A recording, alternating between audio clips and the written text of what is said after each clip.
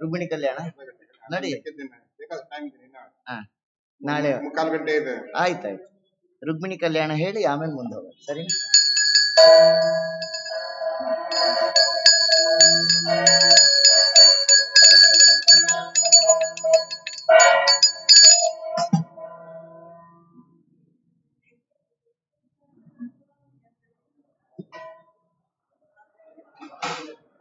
ರುಕ್ಮಿಣಿ ಕಲ್ಯಾಣ ಮತ್ತು ಪ್ರಧಾನ ಘಟ್ಟ.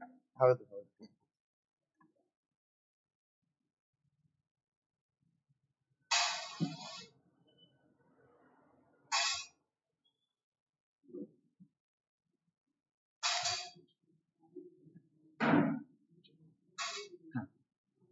ಇಲ್ಲ ಇವ್ರಿ ಅದು ಆರಂಭ ಆಗಿದೆಯಾ?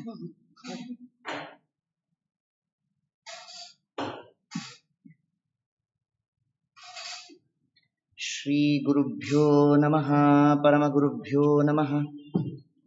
ಶ್ರೀಮದಾನಂದತೀರ್ಥ ಭಗವತ್ಪಾದಾಚಾರ್ಯೇಭ್ಯೋ ನಮಃ. ಹರಿ ಓಂ. ಜನ್ಮಾದ್ಯಸ್ಯ ಯತೋನ್ವಯಾದಿತರತಶ್ಚಾರ್ಥೇಷ್ವಭಿಘ್ನಸ್ವರಾಟ್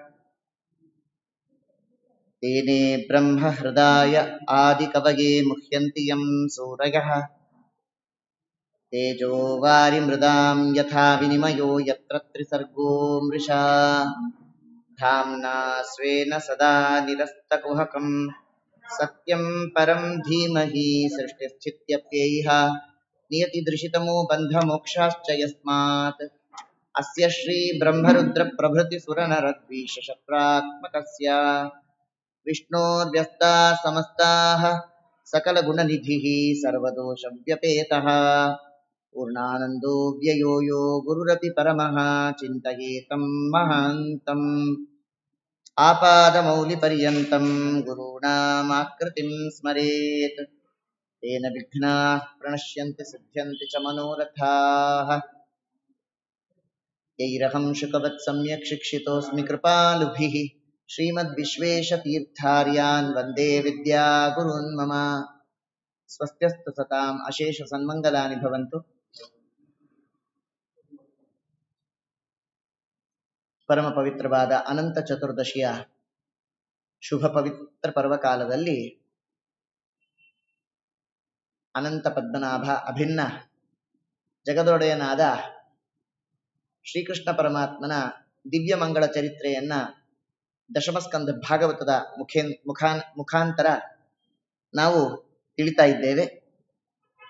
ಪರಮಾತ್ಮ ದುಷ್ಟನಾದ ಕಂಸನ ಸಂಹಾರವನ್ನು ಮಾಡಿ ತದನಂತರ ಜರಾಸಂಧನೊಟ್ಟಿಗೆ 18 ಬಾರಿ ಯುದ್ಧವನ್ನ ನಡೆಸಿದ್ದಾನೆ.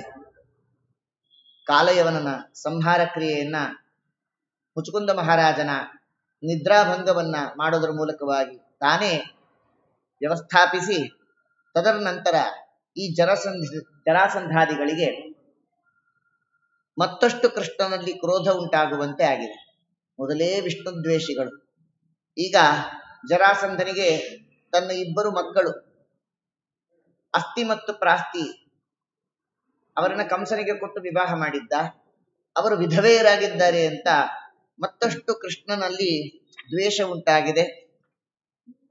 ಅನಂತರ ಕೃಷ್ಣ ತಾನು ರುಕ್ಮಿಣಿಯನ್ನ ವಿವಾಹ ಮಾಡಿಕೊಳ್ಳೋದಕ್ಕೆ ಸಂಕಲ್ಪಿಸಿದ್ದಾನೆ. ಆದರೆ ಜರಾಸಂಧಾದಿಗಳು ರುಕ್ಮಿಣಿಯನ್ನ ಶಿಶುಪಾಲನಿಗೆ ಕೊಟ್ಟು ವಿವಾಹ ಮಾಡಬೇಕು ಅಂತ ತಾವು ಆಲೋಚಿಸ್ತಾ ಇದ್ದಾರೆ. ಆ ರುಗ್ಮ, ಶಿಶುಪಾಲ, ದಂತವಕ್ರ, ಜರಾಸಂಧ ಇವರೆಲ್ಲ ಒಂದೇ ಬೆಟಾಲಿಯನ್. ಅವರೆಲ್ಲ ಸೇರಿ ಮೀಟಿಂಗ್ ಮಾಡ್ತಾ ಇದ್ದಾರೆ. ಮೀಟಿಂಗ್ ಅಜೆಂಡಾ ಏನು ಅಂದ್ರೆ ಶಿಶುಪಾಲನಿಗೆ ರುಕ್ಮಿಣಿಯನ್ನ ಕೊಟ್ಟು ವಿವಾಹ ಮಾಡಬೇಕು, ಹೇಗೆ ಮಾಡಬೇಕು ಅಂತ. ಯಾಕೆ? ಕೃಷ್ಣನನ್ನ ಅತಿಕ್ರಮಿಸಿ ರುಕ್ಮಿಣಿಯನ್ನ ವಿವಾಹ ಮಾಡಿಕೊಡೋದು ಅಷ್ಟು ಸುಲಭ ಅಲ್ಲ. ಶಿಶುಪಾಲನಿಗೆ ಹೇಳ್ತಾ ಇದ್ದಾರೆ, ರುಕ್ಮಿಣಿಯನ್ನ ನಿನಗೇ ಕೊಟ್ಟು ಮದುವೆ ಮಾಡ್ತೇವೆ ಅಂತ. ಏನಾನಂದವೋ ಮುಂಡೆದಕ್ಕೆ, ಕರಿ ಮುಸುಡಿ ಮುಂಡೆದು. ಅದನ್ಯಾರು ಮದುವೆ ಮಾಡ್ಕೊಳ್ತಾರೆ? ಜಗನ್ಮಾತೆಯಾದ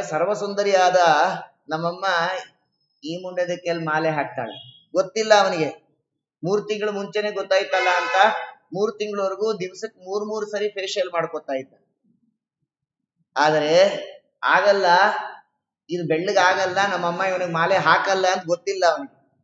ಹಾಗಾಗಿ ಪ್ರತಿ ದಿವಸ ಕನ್ನಡಿ ನೋಡ್ಕೊಂಡಿದ್ದ. ಅದು ಬೆಳಗಾಗಲ್ಲ, ಇವನು ಬಿಡಲ್ಲ. ಬಾಸಿಂಗಾನು ಕಟ್ಕೊಂಡು ಕೂತು ಬಿಟ್ಟಿದ್ದ 3 ತಿಂಗಳು ಮುಂಚೆನೆ.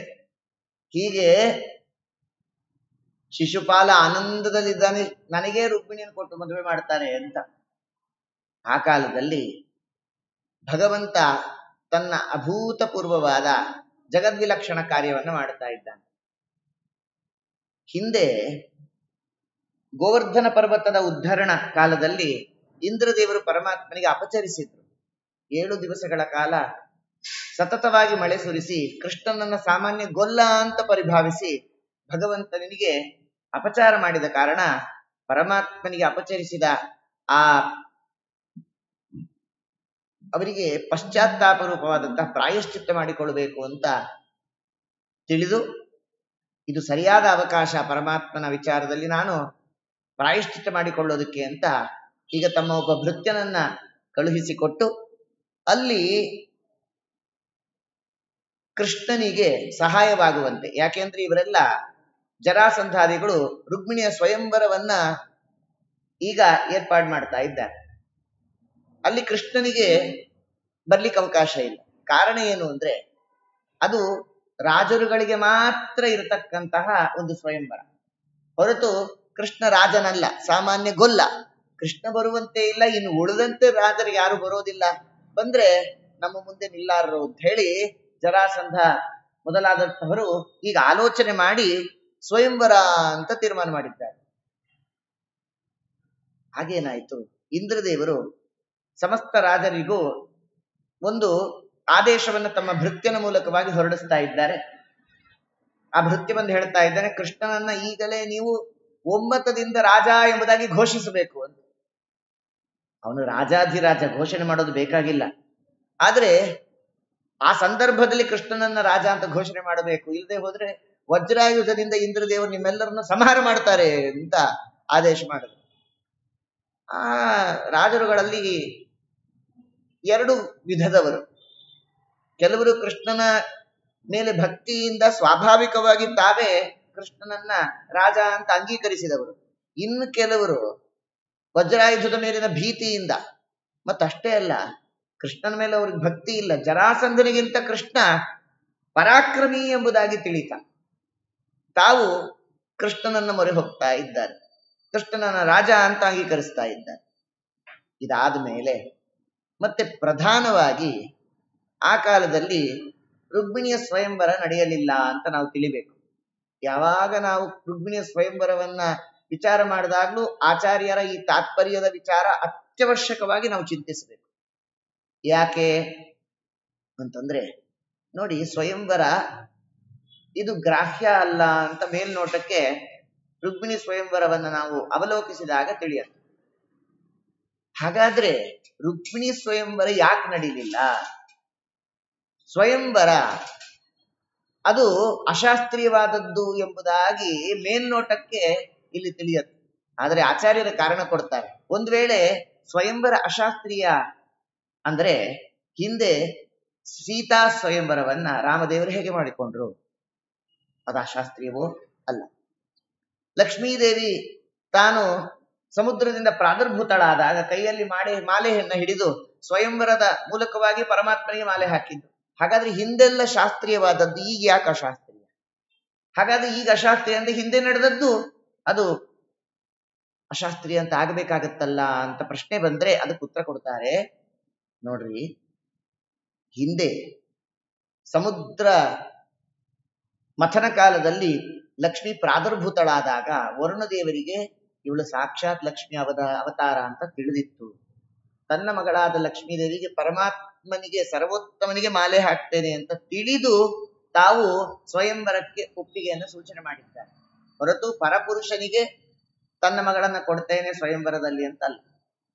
ಹಾಗೆ ಸೀತಾ ಸ್ವಯಂವರದಲ್ಲೂ ಸೀತೆಯ ತಂದೆಯಾದ ಜನಕ ಮಹಾರಾಜನಿಗೆ ಜಾನಕಿಯಾದ ತನ್ನ ಮಗಳು ಲಕ್ಷ್ಮಿಯ ಅವತಾರ ಸರ್ವೋತ್ತಮನಾದ ರಾಮನಿಗೆ ಪರಮಾತ್ಮನಿಗೆ ಮಾಲೆ ಹಾಕ್ತಾಳೆ ಅಂತ ತಿಳಿದು ಅದು ಕೇವಲ ನೆಪ ಮಾತ್ರ ಸ್ವಯಂವರ ಅಂತ ಬಿಲ್ಲು ಮುರಿಯುವ ಹಬ್ಬ, ರುದ್ರದೇವರ ಧನುಸ್ಸನ್ನು ಭಂಗಗೊಳಿಸತಕ್ಕಂತಹ ವ್ಯಾಪಾರವನ್ನ ಇರಿಸಿಲ್ಲ. ಅನಂತರದಲ್ಲಿ ಈಗ ಪ್ರಸ್ತುತ ಭೀಷ್ಮಕ ರಾಜನ ವಿಚಾರದಲ್ಲಿ ಹಾಗಲ್ಲ. ಭೀಷ್ಮಕ ರಾಜನಿಗೆ ತನ್ನ ಮಗಳಾದ ರುಕ್ಮಿಣಿಯ ಯೋಗ್ಯತೆಯಾಗಲಿ ಅಥವಾ ಕೃಷ್ಣನ ಸ್ವರೂಪ ಯೋಗ್ಯತೆಯಾಗಲಿ ತಿಳಿದಿಲ್ಲ. ಈಗ ರುಕ್ಮಿಣಿಯನ್ನ ತಾನು ಸ್ವಯಂವರಕ್ಕೆ ಒಪ್ಪಿಸುವುದು ಅಂದ್ರೆ ಕೃಷ್ಣನನ್ನ ಬಿಟ್ಟು ಪರಮಾತ್ಮನನ್ನ ಹೊರತುಪಡಿಸಿ ಅನ್ಯ ಪುರುಷರಿಗೆ ತನ್ನ ಮಗಳನ್ನ ಈಗ ವಿವಾಹ ಮಾಡಿಕೊಡೋದು, ಇದು ಅಂಧಂತಮಸ್ಸಿಗೆ ಕಾರಣ. ಆದ್ದರಿಂದ ಕೃಷ್ಣ ಆ ಕಾಲಕ್ಕೆ ಭೀಷ್ಮಕ ರಾಜರಿಗೆ ವಿಶ್ವರೂಪ ದರ್ಶನವನ್ನ ಮಾಡಿಸ್ತಾ ಇದ್ದ. ವಿಶ್ವರೂಪ ದರ್ಶನವನ್ನ ಮಾಡಿಸಿ ತನ್ನ ಸ್ವರೂಪ ಯೋಗ್ಯತೆ ಮತ್ತು ರುಕ್ಮಿಣಿಯ ಸ್ವರೂಪ ಯೋಗ್ಯತೆ ಏನಿದೆ ಅದನ್ನ ತಿಳಿಸಿಕೊಡ್ತಾ ಇದ್ದಾನೆ.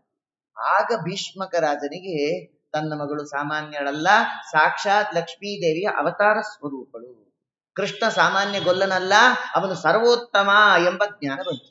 ಆಗ್ಲಿ ಇದಾದ್ಮೇಲಾದ್ರೂ ಸ್ವಯಂವರಕ್ಕೆ ಒಪ್ಪಿಗೆಯನ್ನು ಸೂಚಿಸಬಹುದಾಗಿತ್ತಲ್ಲ, ಸ್ವರೂಪ ಯೋಗ್ಯತೆ ತಿಳಿದಿದೆ, ಸ್ವಯಂವರ ಯಾಕೆ ಅಲ್ಲಿ ಬೇಡ ಅಂತಾದದ್ದು ಅಂತಂದ್ರೆ ನೋಡಿ, ಈಗ ಈ ಸ್ವಯಂವರವನ್ನ ಏರ್ಪಾಡು ಮಾಡಿದವರು ಭೀಷ್ಮಕರಾದರಲ್ಲ, ಜರಾಸಂಧಾದಿಗಳು. ಹಾಗಾಗಿ ದುಷ್ಟರು ಮಾಡತಕ್ಕಂತ ಸ್ವಯಂವರ ಅದು ಗ್ರಾಹ್ಯವಲ್ಲ ಅಂತ ಹೇಳಿ ಅಲ್ಲಿ ನಿರಾಕರಣೆ ಮಾಡ್ತಾ ಇದ್ದಾರೆ, ತಿರಸ್ಕಾರ ಮಾಡ್ತಾರೆ ಅಂತ. ಒಟ್ಟು ಮಹಾಭಾರತದ ಈ ಭಾಗವತದ ಸಾರಸಂಗ್ರಹ ರೂಪವಾದ ಕೃಷ್ಣ ಚಾರಿತ್ರ ಮಂಜರಿಯಲ್ಲಿ ಆಚಾರ್ಯರ ಆ ಭಾವಾರ್ಥವನ್ನು, ತಾತ್ಪರ್ಯದ ಭಾವಾರ್ಥವನ್ನು ಮಂತ್ರಾಲಯ ಪ್ರಭುಗಳು ಸಂಗ್ರಹ ಮಾಡಿ ನಮಗೆ ಕೊಡ್ತಾರೆ. ಇದು ಕೃಷ್ಣ ಚಾರಿತ್ರ ಮಂಜರಿಯ ವಿಶೇಷ ಮಂತ್ರಾಲಯ ಪ್ರಭುಗಳ ಉಪಕಾರ. ಸಾಂಗತ್ಯವನ್ನ ಕೊಟ್ಟು ನಮಗೆ ಅನುಗ್ರಹ ಮಾಡಿಕೊಡ್ತಾರೆ. ಅದಾದ ಮೇಲೆ ಜರಾಸಂಧಾದಿಗಳಿಗೆ ತಿಳಿತು, ಓಹೋ ಇನ್ನು ಕೃಷ್ಣ ರುಕ್ಮಿಣಿಯನ್ನ ಅಪಹರಣ ಮಾಡಿಕೊಂಡೇ ಹೋಗ್ತಾನೆ ಅಂತ ದೊಡ್ಡ ಸೈನ್ಯವನ್ನೇ ನಿಯೋಜನೆ ಮಾಡಿದ್ದಾನೆ. ಆಗ ನಮ್ಮಮ್ಮ 9 ಪುಟದ ಸುದೀರ್ಘವಾದಂತಹ ಮೊದಲನೇ ಪ್ರೇಮ ಪತ್ರವನ್ನ ತಾನು ರಚನೆ ಮಾಡ್ತಾ ಇದ್ದಾಳೆ. ಶ್ರುತ್ವಾ ಗುಣಾನ್ ಭುವನ ಸುಂದರ ಸಂಗಮಾಂಸ್ತೆ ನಿರ್ವಿಶ್ಯ ಕರ್ಣ ವಿವರಂ ಭರತೋಂಗತಾಪಂ ರೂಪಂ ಪರಂ ಭುವನ ಮಂಗಲ ಮಂಗಲಂತೆ ತ್ವಯ್ಯಚ್ಯುತಾ ವಿಶತಿ ಚಿತ್ತಮ ಪತ್ರಪಂ ಮೇ. ಹೇ ಭುವನ ಸುಂದರ, ಇದು ಪ್ರೇಮ ಪತ್ರದ ವ್ಯವಹಾರ ಅನ್ಕೋಬೇಡ್ರಿ, ಇದು ಪರಮಾತ್ಮನ ಅದ್ಭುತವಾದ ಸ್ತೋತ್ರವನ್ನ ಲಕ್ಷ್ಮೀದೇವಿ ಮಾಡಿದ್ದಾಳೆ. ಹೇ ಭುವನ ಸುಂದರ, ತ್ರಿಲೋಕ ಸುಂದರನಾದ ಕೃಷ್ಣ, ತವ ಗುಣಾನ್ ಶ್ರುತ್ವ, ನಿನ್ನ ಅನಂತ ಕಲ್ಯಾಣ ಗುಣಗಳನ್ನ ನಾನು ಕೇಳಿ ಆಕರ್ಷಿತಳಾಗಿದ್ದೇನಪ್ಪ ನಿನ್ನಲ್ಲಿ. ಆದ್ದರಿಂದ ನಿನ್ನ ಗುಣಮಹಿಮೆಗಳಿಗೆ ನಾನು ಎಷ್ಟು ಮಾತ್ರಕ್ಕೂ ತಿಳಿಯೋದಕ್ಕೆ ಯೋಗ್ಯಳಲ್ಲ. ಯಾಕೆ ಅಂದ್ರೆ ನಿನ್ನ ಎಲ್ಲ ವ್ಯಾಪಾರಗಳು, ನಿನ್ನ ಆ ನಿರ್ದುಷ್ಟವಾದಂತಹ ದೇಹ ಆತ್ಮಗಳನ್ನ, ಸಕಲ ಆ ಅವಯವ ವಿಶೇಷಗಳನ್ನ ನಾನು ಚಿಂತನೆ ಮಾಡ್ತಾ ಇದ್ದೇನೆ. ಆದ್ರೆ ಇದರೊಟ್ಟಿಗೆ ನನ್ನ ಆ ದೇಹಾತ್ಮಗಳನ್ನ, ಸಕಲ ಇಂದ್ರಿಯಗಳನ್ನ ನಿನ್ನ ಪಾದಾರವಿಂದಗಳಿಗೆ ನಾನು ಸಮರ್ಪಣೆ ಮಾಡ್ತಾ ಇದ್ದೇನೆ. ಕರ್ಣ ವಿವರಂ ಹರತಃ ಅಂಥೇಳಿ ಅಂಗತಾಪಂ, ನನ್ನ ಅಂಗಗಳಿಗೆ ಈಗ ತಾಪ ಉಂಟಾಗ್ತಾ ಇದೆ. ಯಾಕೆ? ನಿನ್ನನ್ನ ಬಿಟ್ಟು ಇರುವ ಶಕ್ತಿ ನನ್ನಲ್ಲಿಲ್ಲ. 100 ಜನ್ಮ ಕಳೆದ್ರೂ ಪರವಾಗಿಲ್ಲ, ಆಯ್ತಾ, ನಾನು ನಿನ್ನನ್ನೇ ಪತಿಯಾಗಿ ಪಡಿಬೇಕು ಅಂತ ಇದ್ದೇನೆ. ಆದ್ರಿಂದ ಈ ದುರಾತ್ಮರಾಗಿರತಕ್ಕಂತಹ ಅಯೋಗ್ಯರ ಪಾಲಿಗೆ ನಾನು ಸಿಗದಂತೆ ನನ್ನನ್ನು ರಕ್ಷಿಸಿ ನನ್ನನ್ನು ಉದ್ಧರಿಸು ಸ್ವಾಮಿ. ನಾನೇನಾದ್ರು ಕಿಂಚಿತ್ ಸತ್ಕರ್ಮಗಳನ್ನ ಆಚರಣೆ ಮಾಡಿದ್ರೆ ಆ ಪುಣ್ಯ ವಿಶೇಷದಿಂದ ನೀನು ನನಗೆ ಪತಿಯಾಗುವಂತೆ ಒದಗಿಸು. ಏನ್ ಅದ್ಭುತ ನೋಡಿ, ಲಕ್ಷ್ಮೀದೇವಿಯ ಸ್ವರೂಪಳಾದ ರುಕ್ಮಿಣಿ ದೇವಿ ಮಾಡ್ತಾ ಇರತಕ್ಕಂತಹ ಅದ್ಭುತ ವ್ಯಾಪಾರ. ಹೀಗೆ ಆ ಪತ್ರವನ್ನು ರಚನೆ ಮಾಡಿ ಓರ್ವ ಬ್ರಾಹ್ಮಣನ ಮುಖಾಂತರವಾಗಿ ಕೃಷ್ಣನಿಗೆ ನೀಡಿದ್ದಾಳೆ. ಕೃಷ್ಣ ಅದನ್ನ ಕೇಳಿದ. ಯಾಕೆ ಅಂದ್ರೆ ಜ್ಞಾನಿಗಳು ಹೇಳ್ತಾರೆ, ಇಲ್ಲಿ ಮೊದಲನೇ ಶಬ್ದ ಏನು? ಶ್ರುತ್ವಾ ಅಂತ, ಕೇಳಿ ಅಂತ. ಕೇಳಬೇಕು ಅಂದ್ರೆ ಇನ್ನೊಬ್ರು ಹೇಳ್ಬೇಕು. ಆದ್ರಿಂದಾಗಿ ಬ್ರಾಹ್ಮಣರಿಗೆ ನೀವು ಹೇಳ್ರಿ ಅಂತ, ಅವ್ರಿಗೆ ಪಾಪ ತುಂಬಾ ಸಂಕೋಚ. ಯಾಕೆ? ಇದು ಪ್ಯೂರ್ಲಿ ಪರ್ಸನಲ್ಲು, ಹೈಲಿ ಕಾನ್ಫಿಡೆನ್ಷಿಯಲ್. ನಾನು ಹೇಗೆ ಓದ್ಲಿ ಅಂತ ಕೃಷ್ಣ ಹೇಳ್ದ ಧಿಯೋ ಯೋನ ಪ್ರಚೋದಯಾತ್. ರುಕ್ಮಿಣಿಯ ಅಂತರಂಗದಲ್ಲಿ ಅಂತರ್ಯಾಮಿಯಾಗಿದ್ದು ಇದನ್ನ ರಚನೆ ಮಾಡಿಸಿದವನೇ ನಾನು, ಅದ್ರಲ್ಲಿ ಏನಿದೆ ಅಂತ ನನಗೆ ಗೊತ್ತಿಲ್ಲ. ಹಾಗಾಗಿ ಪರಮಾತ್ಮ ನೀವು ಓದ್ರಿ ಎಂದ. ಅವ್ರು ಓದಿದ್ದನ್ನ ಕೇಳ್ದ. ಯಾಕೆ ಇವ್ರು ಬರ್ದಿರೋದೇನೋ ಶ್ರುತ್ವಾ ಗುಣಾನ್, ಅದರಿಂದಾಗಿ ಕೇಳಿ ತಾನು ಆ ಸ್ತೋತ್ರವನ್ನ ರುಕ್ಮಿಣಿಯ ಅನುಗ್ರಹ ಮಾಡಲಿಕ್ಕೆ ಸಂಕಲ್ಪಿಸಿದ್ದಾನೆ. ತನ್ನ ಸಾರಥಿಗೆ ಆದೇಶ ಮಾಡ್ದ. ಬ್ರಾಹ್ಮಣನ ಎತ್ತಿ ಮೊದಲು ರಥದಲ್ಲಿ ಕೂಡಿಸಿದ. ಆಮೇಲೆ ತಾನು ರಥವನ್ನ ಆರೋಹಣ ಮಾಡಿದ. ತಕ್ಷಣ ರುಕ್ಮಿಣಿ ಇದ್ದಲ್ಲಿ ಬರ್ತಾ ಇದ್ದಾರೆ. ನಮ್ಮಲ್ಲಿ ಪ್ರಶ್ನೆ, ಅಲ್ಲ ರುಕ್ಮಿಣಿ ಅಲ್ಲಿದ್ಲು ಅಂತ ಹೆಂಗ್ ಗೊತ್ತಾಯ್ತು? ಏನ್ ಹೊಡ್ಕೋಬೇಕು? ಅಂತರ್ಯಾಮಿ ಆಗಿರ್ತಕ್ಕಂಥ ಸರ್ವವ್ಯಾಪ್ತನಾದ ಪರಮಾತ್ಮನಿಗೆ ಇವೆಲ್ಲ ತಿಳಿಸ್ಬೇಕೋ? ಬೇಡ. ರುಕ್ಮಿಣಿ ದೇವಿ ಪಾರ್ವತಿ ದೇವಿಯರ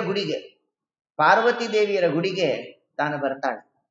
ಯಾಕೆ ಅಲ್ಲಿಗೆ ಬಂದದ್ದು ಅಂದ್ರೆ ನೋಡಿ, ಜಗತ್ತಿಗೆ ಮಾರ್ಗದರ್ಶನ ಮಾಡಲಿಕ್ಕೆ. ಇವತ್ತಿಗೂ ಅದಕ್ಕೆ ಮದುವೆಯ ಆ ಸಂದರ್ಭದಲ್ಲಿ ಹೆಣ್ಣು ಮಕ್ಕಳು ಗೌರಿ ಪೂಜೆಯನ್ನ ಮಾಡ್ತಕ್ಕಂಥದ್ದು. ಅದನ್ನ ರುಕ್ಮಿಣಿ ದೇವಿ ತಾನೇ ಮಾಡಿ ತೋರಿಸಿದ್ದಾಳೆ. ಹಾಗಾದ್ರೆ ರುಕ್ಮಿಣಿ ಗೌರಿ ಪೂಜೆ ಮಾಡಿದಳೋ? ಅಲ್ಲ. ಉಮಾಮಹೇಶ್ವರ ಅಂತರ್ಯಾಮಿ ಭಾರತೀ ರಮಣ ಮುಖ್ಯ ಪ್ರಾಣಸ್ಥನಾದ ಜಯಾ ಸಂಕರ್ಷಣ ಅಭಿನ್ನ ಲಕ್ಷ್ಮೀ ನರಸಿಂಹ ದೇವರ ಪೂಜೆಯನ್ನು ಮಾಡಿದಳು ಅಂತ. ತಾರತಮ್ಯದಲ್ಲಿ ಉತ್ತಮಳಾದಂತಹ ದೇವತೆ ಗೌರಿ ಪೂಜೆ ಮಾಡಿದ್ಲು ಅಂತ ಅರ್ಥ ಅಲ್ಲ, ಲೋಕದ ದೃಷ್ಟಿಯಲ್ಲಿ ಮಾಡಬೇಕು ಅಂತ ತೋರಿಸಿಕೊಟ್ಟದ್ದು. ಆ ಕಾಲದಲ್ಲಿ ಪಾರ್ವತಿ ದೇವಿಯರ ಗುಡಿಯಲ್ಲಿದ್ದಾಳೆ. ಪರಮಾತ್ಮ ಆ ಜರಾಸಂಧ ನಿಯೋಜನೆ ಮಾಡಿರ್ತಕ್ಕಂಥ ಸಮಗ್ರ ಸೈನ್ಯವನ್ನು ನಾಶ ಮಾಡಿ ರುಕ್ಮಿಣಿಯನ್ನ ಅಪಹರಣ ಮಾಡಿಕೊಂಡು ಹೋಗ್ತಾ ಇದ್ದ ಅಂತಾನೆ ಇದೆ ಭಾಗವತ. ಇದರ ಮೇಲೆ ಆಕ್ಷೇಪಗಳಿದೆ ಇವತ್ತಿನ ಆಧುನಿಕ ಯುಗದಲ್ಲಿ. ಕೆಲವೊಂದನ್ನ ಸ್ಪಷ್ಟೀಕರಣ ಕೊಡಬೇಕು. ಪರಮಾತ್ಮನೇ ಅಪಹರಿಸ್ಕೊಂಡು ಹೋಗಿದ್ದಾನೆ, ನಾವೇನ್ ಕಡಿಮೆ ಅನ್ನುವರಿದ್ದಾರೆ. ಈ ಮಾತು ಶ್ರುತವಾಗತ್ತೆ ಸಾಮಾಜಿಕವಾಗಿ. ಪರಮಾತ್ಮನ ಸಾಮರ್ಥ್ಯ ಏನು, ಪರಮಾತ್ಮನ ಯೋಗ್ಯತೆ ಏನು, ನಮ್ಮದೇನು ಮೊದಲು. ಎರಡನೆಯದ್ದು, ಪರಮಾತ್ಮ ಮಾಡಿರೋದು ಅಪಹರಣವಲ್ಲ. ಪರಮಾತ್ಮ ಅಪಹರಿಸಿದ್ದಲ್ಲ. ಅಪಹರಣ ಅಂದ್ರೆ ಏನರ್ಥ? ಬಲಾತ್ಕಾರ ಅಂತ ಅರ್ಥ, ಅತಿಕ್ರಮಣ ಅಂತ ಅರ್ಥ. ರುಕ್ಮಿಣಿ ದೇವಿ ತಾನೇ ಬಯಸಿ ಬಂದಾಗ ಅಪಹರಣ ಹೇಗ್ರಿ ಆಗತ್ತೆ? ಕಾಮನ್ ಸೆನ್ಸು ಇಲ್ವಲ್ಲ ಅವ್ರಿಗೆ, ಏನ್ ಹೊಡ್ಕೋಬೇಕು? ಅಪಹರಣ ಅಂದ್ರೆ ಏನರ್ಥ? ಬಲಾತ್ಕಾರ ಮಾಡ್ತಕ್ಕಂಥದ್ದು ಅಂತ ಅರ್ಥ. ಬಲವಂತವಾಗಿ ತಾನು ಆ ಹೆಣ್ಣನ್ನ ಕರೆದೊಯ್ಯೋದು ಅಂತ ಅರ್ಥ. ಬಲವಂತ ಪಡಿಸಿದ್ದಾನ ಪರಮಾತ್ಮ, ತಾನೇ ಬಯಸಿದ್ದಾಳೆ. ಪರಮಾತ್ಮ ಬರೋದಕ್ಕಿಂತ ಮುಂಚೆ 10 ಸರಿ ಕನ್ನಡಿ ನೋಡ್ಕೊಂಡಿದ್ದಾಳೆ. ನನ್ನ ಮುಖದಲ್ಲಿ ನನ್ನ ದೇಹದಲ್ಲಿ ಏನಾದ್ರು ವಿಕಾರ ಇದೆಯೋ, ಈ ಕಾರಣ ಕೃಷ್ಣ ನನ್ನನ್ನು ಪರಿತ್ಯಾಗ ಮಾಡಿದ್ರೆ ಏನು ಅಂತ ಪರಿತಪಿಸ್ತಾ ಇದ್ದಾಳೆ. ಇದು ಅಪಹರಣವ? ಸರ್ವಥಾ ಅಲ್ಲ. ಕೃಷ್ಣನನ್ನ ರುಕ್ಮಿಣಿ ತಾನು ಬಯಸಿದ್ದಾಳೆ. ಪರಮಾತ್ಮನಿಗೆ ಯಾರ ಅಪೇಕ್ಷೆ ಇಲ್ಲ. ಅವಳು ಮಾಡಿದಂತಹ ಆ ಭಕ್ತಿಗೆ ಪರಮಾತ್ಮ ಅನುಗ್ರಹಿಸ್ತಾ ಇದ್ದಾನೆ ಹೊರತು ಲೌಕಿಕವಾಗಿ ನಾವು ನೋಡುವಂತೆ ಅಪಹರಣ ಅಲ್ಲ ಇದು. ಹೌದು, ಅಪಹರಿಸಿದ್ದಾನೆ. ಯಾವುದನ್ನ ಅಪಹರಿಸಿದ್ದಾನೆ ನೋಡಿ, ರುಕ್ಮಿಣಿಯ ಮನಸ್ಸನ್ನ ತಾನು ಅಪಹರಿಸಿದ್ದ ಹೊರತು ರುಕ್ಮಿಣಿಯನ್ನ ಅಪಹರಿಸಿದ್ದಲ್ಲ. ಹೀಗೆ ಪರಮಾತ್ಮ ಸಮಸ್ತ ಜಗತ್ತಿನ ಅಂತರ್ಯಾಮಿಯಾಗಿ ಇದ್ದುಕೊಂಡು ತಾನೇ ಈ ವ್ಯಾಪಾರವನ್ನ ಮಾಡತಕ್ಕಂಥವನು ಅಂತ ತೋರಿಸಿಕೊಟ್ಟಾಗ ಕೃಷ್ಣ ರುಕ್ಮಿಣಿಯ ಪಾಣಿಗ್ರಹಣವನ್ನು ಮಾಡಿಕೊಳ್ಬೇಕು ಅಂತ ಈಗ ತಡ ಮಾಡದೆ ವಿದರ್ಭ ನಗರಕ್ಕೆ ಬರ್ತಾ ಇದ್ದಾನೆ. ಆಯ್ತಾ? ಅಲ್ಲಿಗೆ ಬಂದಾಗ ರುಕ್ಮಿಣಿಯನ್ನ ಕರ್ಕೊಂಡು ಹೋದ. ವಿವಾಹ ನಡಿಬೇಕೀಗ. ಎಲ್ಲ ತನ್ನ ಬಂಧು ಬಾಂಧವರು, 10 ಕೋಟಿ ನಾರಾಯಣಿ ಸೈನ್ಯ, ಯಾದವರ ಸಮಗ್ರ ಸೈನ್ಯ 10 ಕೋಟಿ, ಅವರೆಲ್ಲರನ್ನೂ ಈಗ ತನ್ನ ಮದುವೆಗೆ ಆಮಂತ್ರಿಸಬೇಕು. ತನ್ನ ಸಾರಥಿಗೆ ಆದೇಶಿಸಿದ. ಎಲ್ರಿಗೂ ಒಂದು ಇನ್ಫಾರ್ಮೇಶನ್ ಕೊಟ್ಬಿಡಪ್ಪ ಸಾಕು, ಇನ್ವಿಟೇಷನ್ ಮಾಡಕ್ ಸಮಯ ಇಲ್ಲ ಅಂದ. ತಂದೆ ತಾಯಿಗಳಿಗೂ ನಂದಗೋಪ ಯಶೋಧೆಯರಿಗೂ ಎಲ್ಲರಿಗೂ ಇನ್ಫಾರ್ಮೇಶನ್ ಅಷ್ಟೇ. ಆಯ್ತಾ? ಅವರೆಲ್ಲ ಕ್ರುದ್ಧರಾಗಿದ್ದಾರೆ. ಏನೋ ಕೃಷ್ಣ ಬಂಧುಗಳು ನಾವು, ನಮಗಾದ್ರೂ ಒಂದು ಪ್ರಯರ್ ಇನ್ಫಾರ್ಮೇಶನ್ ಬೇಡವೇನೋ ಅಂತ ಸಿಟ್ಟಾಗಿದ್ದಾರೆ. ಎಲ್ಲರೂ ಬಂದ್ರು ಸಿಟ್ಟಾಗಿ. ಕೃಷ್ಣನ್ ಮದುವೆ ಅಂತ ಒಂದ್ ಕಡೆ ಸಂತೋಷ, ಕೃಷ್ಣ ನಮ್ಗೆ ಇನ್ವಿಟೇಷನ್ ಕೊಡ್ಲಿಲ್ವಲ್ಲ, ಇನ್ಫಾರ್ಮೇಶನ್ ಮಾತ್ರ ಕೊಡ್ತಿದ್ದಾರೆ ಅಂತ ಒಂದ್ ಕಡೆ ಸಿಟ್ಟು. ಕೃಷ್ಣ ಅವ್ರನ್ನೆಲ್ಲ ನೋಡಿ ಒಂದು ಮುಗುಳ್ನಗೆ ನಕ್ಕ. ಆಯ್ತಾ? ಕೃಷ್ಣನ ಮಂದಹಾಸಕ್ಕೆ ಎಲ್ಲರೂ ಮಾರು ಹೋಗಿ ತಾವು ನಗ್ಲಿಕ್ಕೆ ಸಿಟ್ಟಾಗಿ ಬಂದಿದ್ದಾರೆ. ಕೃಷ್ಣನ ಮಂದಹಾಸವನ್ನ ನೋಡಿ ತಾವು ಸಂತೋಷದಿಂದ ಅವನ ಮದುವೆಗೆ ಸನ್ನದ್ಧರಾಗ್ತಾ ಇದ್ದಾರೆ. ಅದು ಸಿಟ್ಟು ಹೋಗಿಲ್ಲ. ನಮ್ಮ ಅವತಾರ ನೋಡೋ ಕೃಷ್ಣ, ಮದುವೆಗೆ ಬರೋ ಹುಟ್ಟೆನೋ ಇದು ಅಂತ ನಂದಗೋಪ ಯಶೋಧೆಯರಂದ್ರೆ ಎಲ್ಲರೂ ಹೇಳಿದ್ರೆ ಕೃಷ್ಣ ಕಣ್ಣು ಮುಚ್ಚಿ ತೆರೆದ. ಎಲ್ಲರೂ ಸಾಲಂಕೃತರಾಗಿದ್ದಾರೆ. ಎಲ್ಲರೂ ಮದುವೆಯ ಆ ಸಮಾರಂಭಕ್ಕೆ ಸನ್ನದ್ಧರಾಗ್ತಾ ಇದ್ದಾರೆ. ಪಿತಾಂಬರಧಾರಿಗಳಾಗಿ ವಜ್ರ ವೈಢೂರ್ಯಗಳನ್ನ ಧರಿಸಿ ತಾವೆಲ್ಲರೂ ಆ ಕೃಷ್ಣನ ವಿವಾಹ ಮಹೋತ್ಸವಕ್ಕೆ ಸಜ್ಜಾಗ್ತಾ ಇದ್ದಾರೆ. ಇದು ದೇವರ ವಿಶೇಷ ವ್ಯಾಪಾರ. ನೋಡಿ, ಕೃಷ್ಣನ ಕಡೆ ದೊಡ್ಡ ಯಾದವ ಬಂಧು ವರ್ಗ ಇದೆ, ಆದರೆ ರುಕ್ಮಿಣಿ ಏಕಾಂಗಿಯಾಗಿ ಬಂದಿದ್ದಾಳೆ. ಕೃಷ್ಣನೇ ಸರ್ವಸ್ವ ರುಕ್ಮಿಣಿಗೆ, ಮತ್ತೆ ಯಾರ ಅಪೇಕ್ಷೆ ಇಲ್ಲ. ಆದ್ರೂ ಒಂದು ವಿವಾಹ ಅಂದ್ರೆ ಎರಡೂ ಕಡೆಗೆ ವಧುವರರ ಎರಡೂ ಕಡೆ ಸಂಬಂಧ ಇದ್ರೆ, ಬಂಧುವರ್ಗದವರಿದ್ರೆ ಆ ಮದುವೆ ನೋಡ್ಲಿಕ್ಕೆ ಚಂದ. ಅದಕ್ಕೆ ಕೃಷ್ಣ ಏನ್ ಮಾಡ್ದ? ಇದು ವಾದಿರಾಜರ ವಾಗ್ವಿಲಾಸ ರುಕ್ಮಿಣಿ ಶೌಚಯದಲ್ಲಿ ಏನ್ ಮಾಡಿದ್ರು? ಕೃಷ್ಣ ಆದೇಶ ಮಾಡಿದ ತನ್ನ ಯಾದವ ಸೈನ್ಯಕ್ಕೆ, ನೀವಿಬ್ರು ಈಗ 50-50%, ಅರ್ಧ ಯಾದವ ಸೈನ್ಯ ರುಕ್ಮಿಣಿ ಕಡೆಗೆ ಹೋಗ್ರಿ, ಇನ್ನು ಅರ್ಧ ಸೈನ್ಯ ನನ್ನ ಕಡೆಗೆ ಬಡ್ರಿ ಅಂತ. ಯಾಕೆ? ಆಗ ಮದುವೆ ನೋಡ್ಲಿಕ್ಕೆ ಚಂದ. ಮದುವೆ ಅಂದ್ರೆ ಹೀಗಿರ್ಬೇಕು ಅಂತ ನಮಗೆಲ್ಲ ಒಂದು ಎಚ್ಚರಿಕೆ ಕೊಡ್ತಾನೆ. ನಮ್ ಕಡೆ ಇಷ್ಟು ಜನ ಬರ್ತೀನಿ, ನಿಮ್ ಕಡೆ ಏನಾದ್ರು ಮಾಡ್ಕೊಳ್ರಿ, ಪಾಪ ಏನಾಗ್ಬೇಕು? ಹೌದು ಅಲ್ವ? ಅವ್ರ ಕಡೆಗೂ ಬಂಧುವರ್ಗ ಇರ್ತಾರೆ, ಅವ್ರ ಕಡೆಗೂ ಮದುವೆ ಬರೋರು ಇರ್ತಾರೆ. ಕಾಮನ್ ಸೆನ್ಸ್ ಇದು. ಆದ್ರಿಂದಾಗಿ ಹಾಗೆ ಮಾಡಬೇಡ್ರಿ ಅಂತ ಎಚ್ಚರಿಕೆ ಕೊಡ್ತಾ ಇದ್ದಾನೆ ಪರಮಾತ್ಮ. ಹೇಳಿದಂತೆ ಈಗ ಯಾದವ ಸೈನ್ಯ ಇಬ್ಬಾಗ ಆಯ್ತು. ಕೆಲವರು ರುಕ್ಮಿಣಿ ಕಡೆಗೆ ಬಂದರು, ಕೆಲವರು ಕೃಷ್ಣನ ಕಡೆಗೆ ಬಂದರು. ಇಲ್ಲೊಂದು ತಮಾಷೆ ನಡೀತು. ಯಾವಾಗ ಕೃಷ್ಣನ ಕಡೆಗೆ ಬಂದ್ರು ಈ ಯಾದವರು, ಅವರೆಲ್ಲ ಕೃಷ್ಣನ ಕಡೆಗಾದ್ರು. ರುಕ್ಮಿಣಿ ಕಡೆಗೆ ಬಂದವರು ತಕರಾರು ತೆಗೆದ್ರು. ಏನಂತ? ಈಗ ನೋಡ್ರಿ, ರುಕ್ಮಿಣಿ ಕಡೆಯವರು ನಾವು ನಮ್ಮ ಹುಡುಗಿನ ಬಹಳ ಮುದ್ದಾಗಿ ಸಾಕಿದೀವಿ, ಒಬ್ಳೇ ಮಗಳು ಅಂತ ಬಹಳ ಪ್ರೀತಿಯಿಂದ ಸಾಕಿದೀವಿ, ಆಯ್ತಾ? ಈಗ ಕೃಷ್ಣ ನಿನಗೆ ಕೊಟ್ಟು ಮದುವೆ ಮಾಡಬೇಕು ನಮ್ಮ ಹುಡುಗಿನ ಅಂತಂದ್ರೆ ನಮ್ದೊಂದಿಷ್ಟು ಕಂಡೀಷನ್ಸ್ ಇದೆ. ಅವತ್ ಹಾಕಿದ ಕಂಡೀಷನ್ಸ್, ಟರ್ಮ್ಸ್ ಅಂಡ್ ಕಂಡೀಷನ್ ಅದೇ ಮುಂದುವರಿತಾ ಇದೆ ಹೆಣ್ಮಕ್ಳ ಕಡೆಯಿಂದ ಅಂತ ಒಂದು ಅನುಭವ. ಇದೊಂದು ಏನು ಮೊದಲನೇದು ಕಂಡೀಷನ್ಸ್ ಸಾಕಷ್ಟಿವೆ, ಒಂದೆರಡು ನೋಡೋಣ. ಮೊದಲನೇದೇನು ಅಂದ್ರೆ, ನಮ್ಮ ಹುಡುಗಿನ ಬಹಳ ಮುದ್ದಾಗಿ ಸಾಕಿದೀವಿ. ಕೃಷ್ಣ, ನೀನ್ ಅವಳಿಗೆ ಬಹಳ ಕೆಲಸ ಹಚ್ಚಬಾರ್ದು. 100 ಬಿಂದಿಗೆ ನದಿಗೆ ಹೋಗಿ ಬಾವಿಗೆ ಹೋಗಿ ನೀರ್ ಸೇದ್ಕೊಂಬ, ಇವೆಲ್ಲ ಕೆಲಸ ಹಚ್ಚಿದ್ರೆ ಈಗಲೇ ಕರ್ಕೊಂಡು ಹೋಗ್ತೀವಿ ನಮ್ಮ ಹುಡುಗಿನ, ನೀನು ಕೊಡಲ್ಲ. ಅದಕ್ಕೇನಂದ್ರು ಕೃಷ್ಣನ್ ಕಡೆಯವರು, ಕೃಷ್ಣ ಎಲ್ಲಾ ಕೆಲಸ ನೀನೇ ಮಾಡ್ಕೊಂಡ್ರು ಪರವಾಗಿಲ್ಲ ಮಾರಾಯ, ಹುಡುಗಿ ಇಷ್ಟ ಹತ್ರ ಬಂದಿದ್ದಾಳೆ, ಬಿಟ್ಟು ಕಳಿಸ್ಬೇಡ. ಅವತ್ತು ಯಜಮಾನ್ರು ಎಲ್ಲಾ ನಾವೇ ಕೆಲಸ ಮಾಡ್ತೀವಿ ಅಂತ ಒಪ್ಕೊಂಡವರು ಇವತ್ತಿಗೂ ಅದನ್ನೇ ಮುಂದುವರಿಸ್ತಾ ಇದ್ದಾರೆ. ನೋಡಿ ಎಲ್ಲಿಂದ ಎಲ್ಲಿಗೆ ಬಂದಿದೆ ಪಾರಂಪರಿಕವಾಗಿ. ಆದ್ರಿಂದ ಯಾವುದೂ ಸುಳ್ಳಲ್ಲ. 600 ವರ್ಷದ ಹಿಂದೆನೆ ನಮ್ಮ ಬಯೋಡೇಟಾ, ನಮ್ಮ ಹಣೆ ಬರ ಬರ್ದಿಟ್ಟಿದ್ದಾರೆ ಪಾಪ ವಾದಿರಾಜ. ಇಷ್ಟ ಆಯ್ತು, ಆಯ್ತಾ?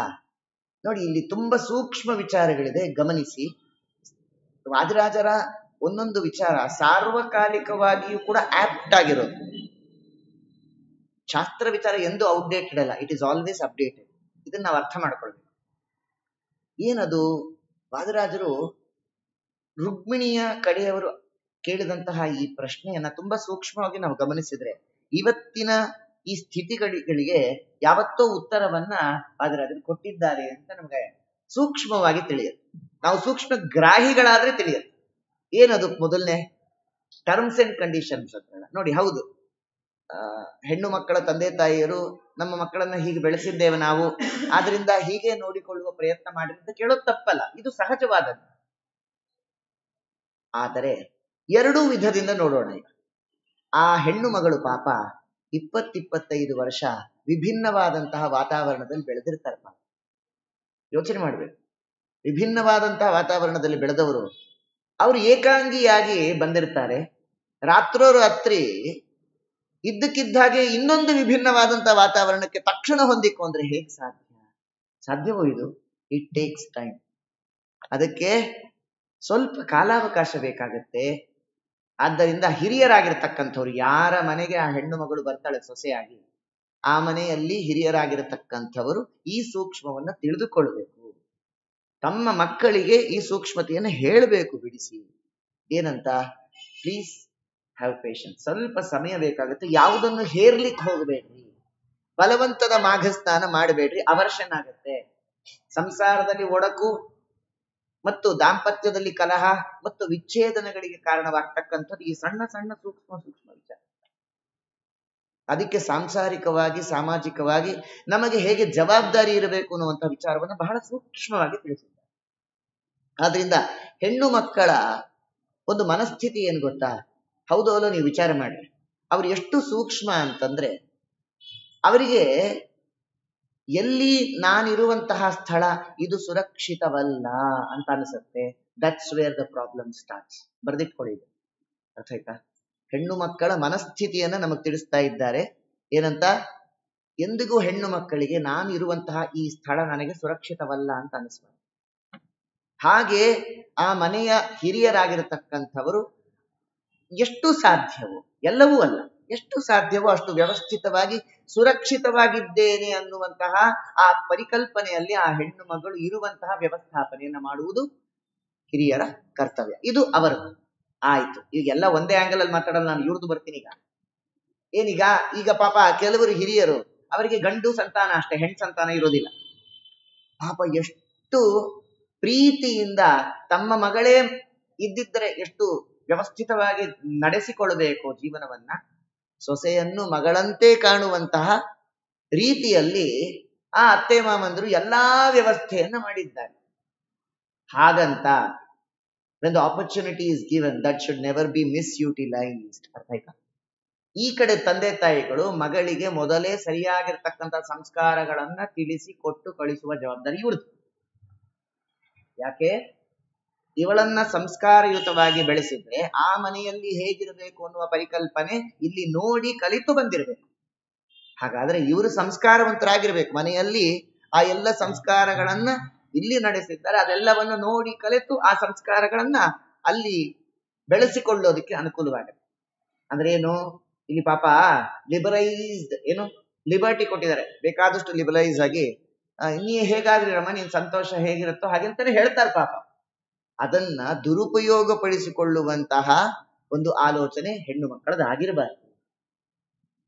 ಹಾಗೇನಾಗತ್ತೆ? ಸಮಸ್ಯೆಗಳು ಶುರುವಾಗುವುದಲ್ಲೇ.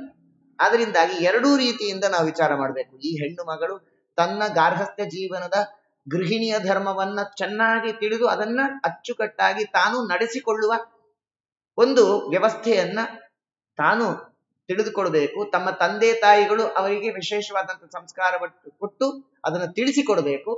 ಹಾಗೆ ಅದರೊಟ್ಟಿಗೆ ಹೆಣ್ಣು ಮಕ್ಕಳು ಬಂದಾಗ ಯಾವುದನ್ನು ವಿಶೇಷವಾಗಿ ಅತಿರೇಕಕ್ಕೆ ಅವರನ್ನ ದೂಡದೆ, ಮನಸ್ಸಿಗೂ ದೈಹಿಕವಾಗಿಯೂ ಅವರಿಗೆ ಎಂದೂ ಕೂಡ ಸಂಕೋಚವಾಗದಂತೆ ನಡೆಸಿಕೊಳ್ಳುವ ಹೊಣೆಗಾರಿಕೆ ಈ ತಂದೆ ತಾಯಿಯರದು ಹೌದು, ಅತ್ತೆ ಮಾವಂದರದು ಹೌದು.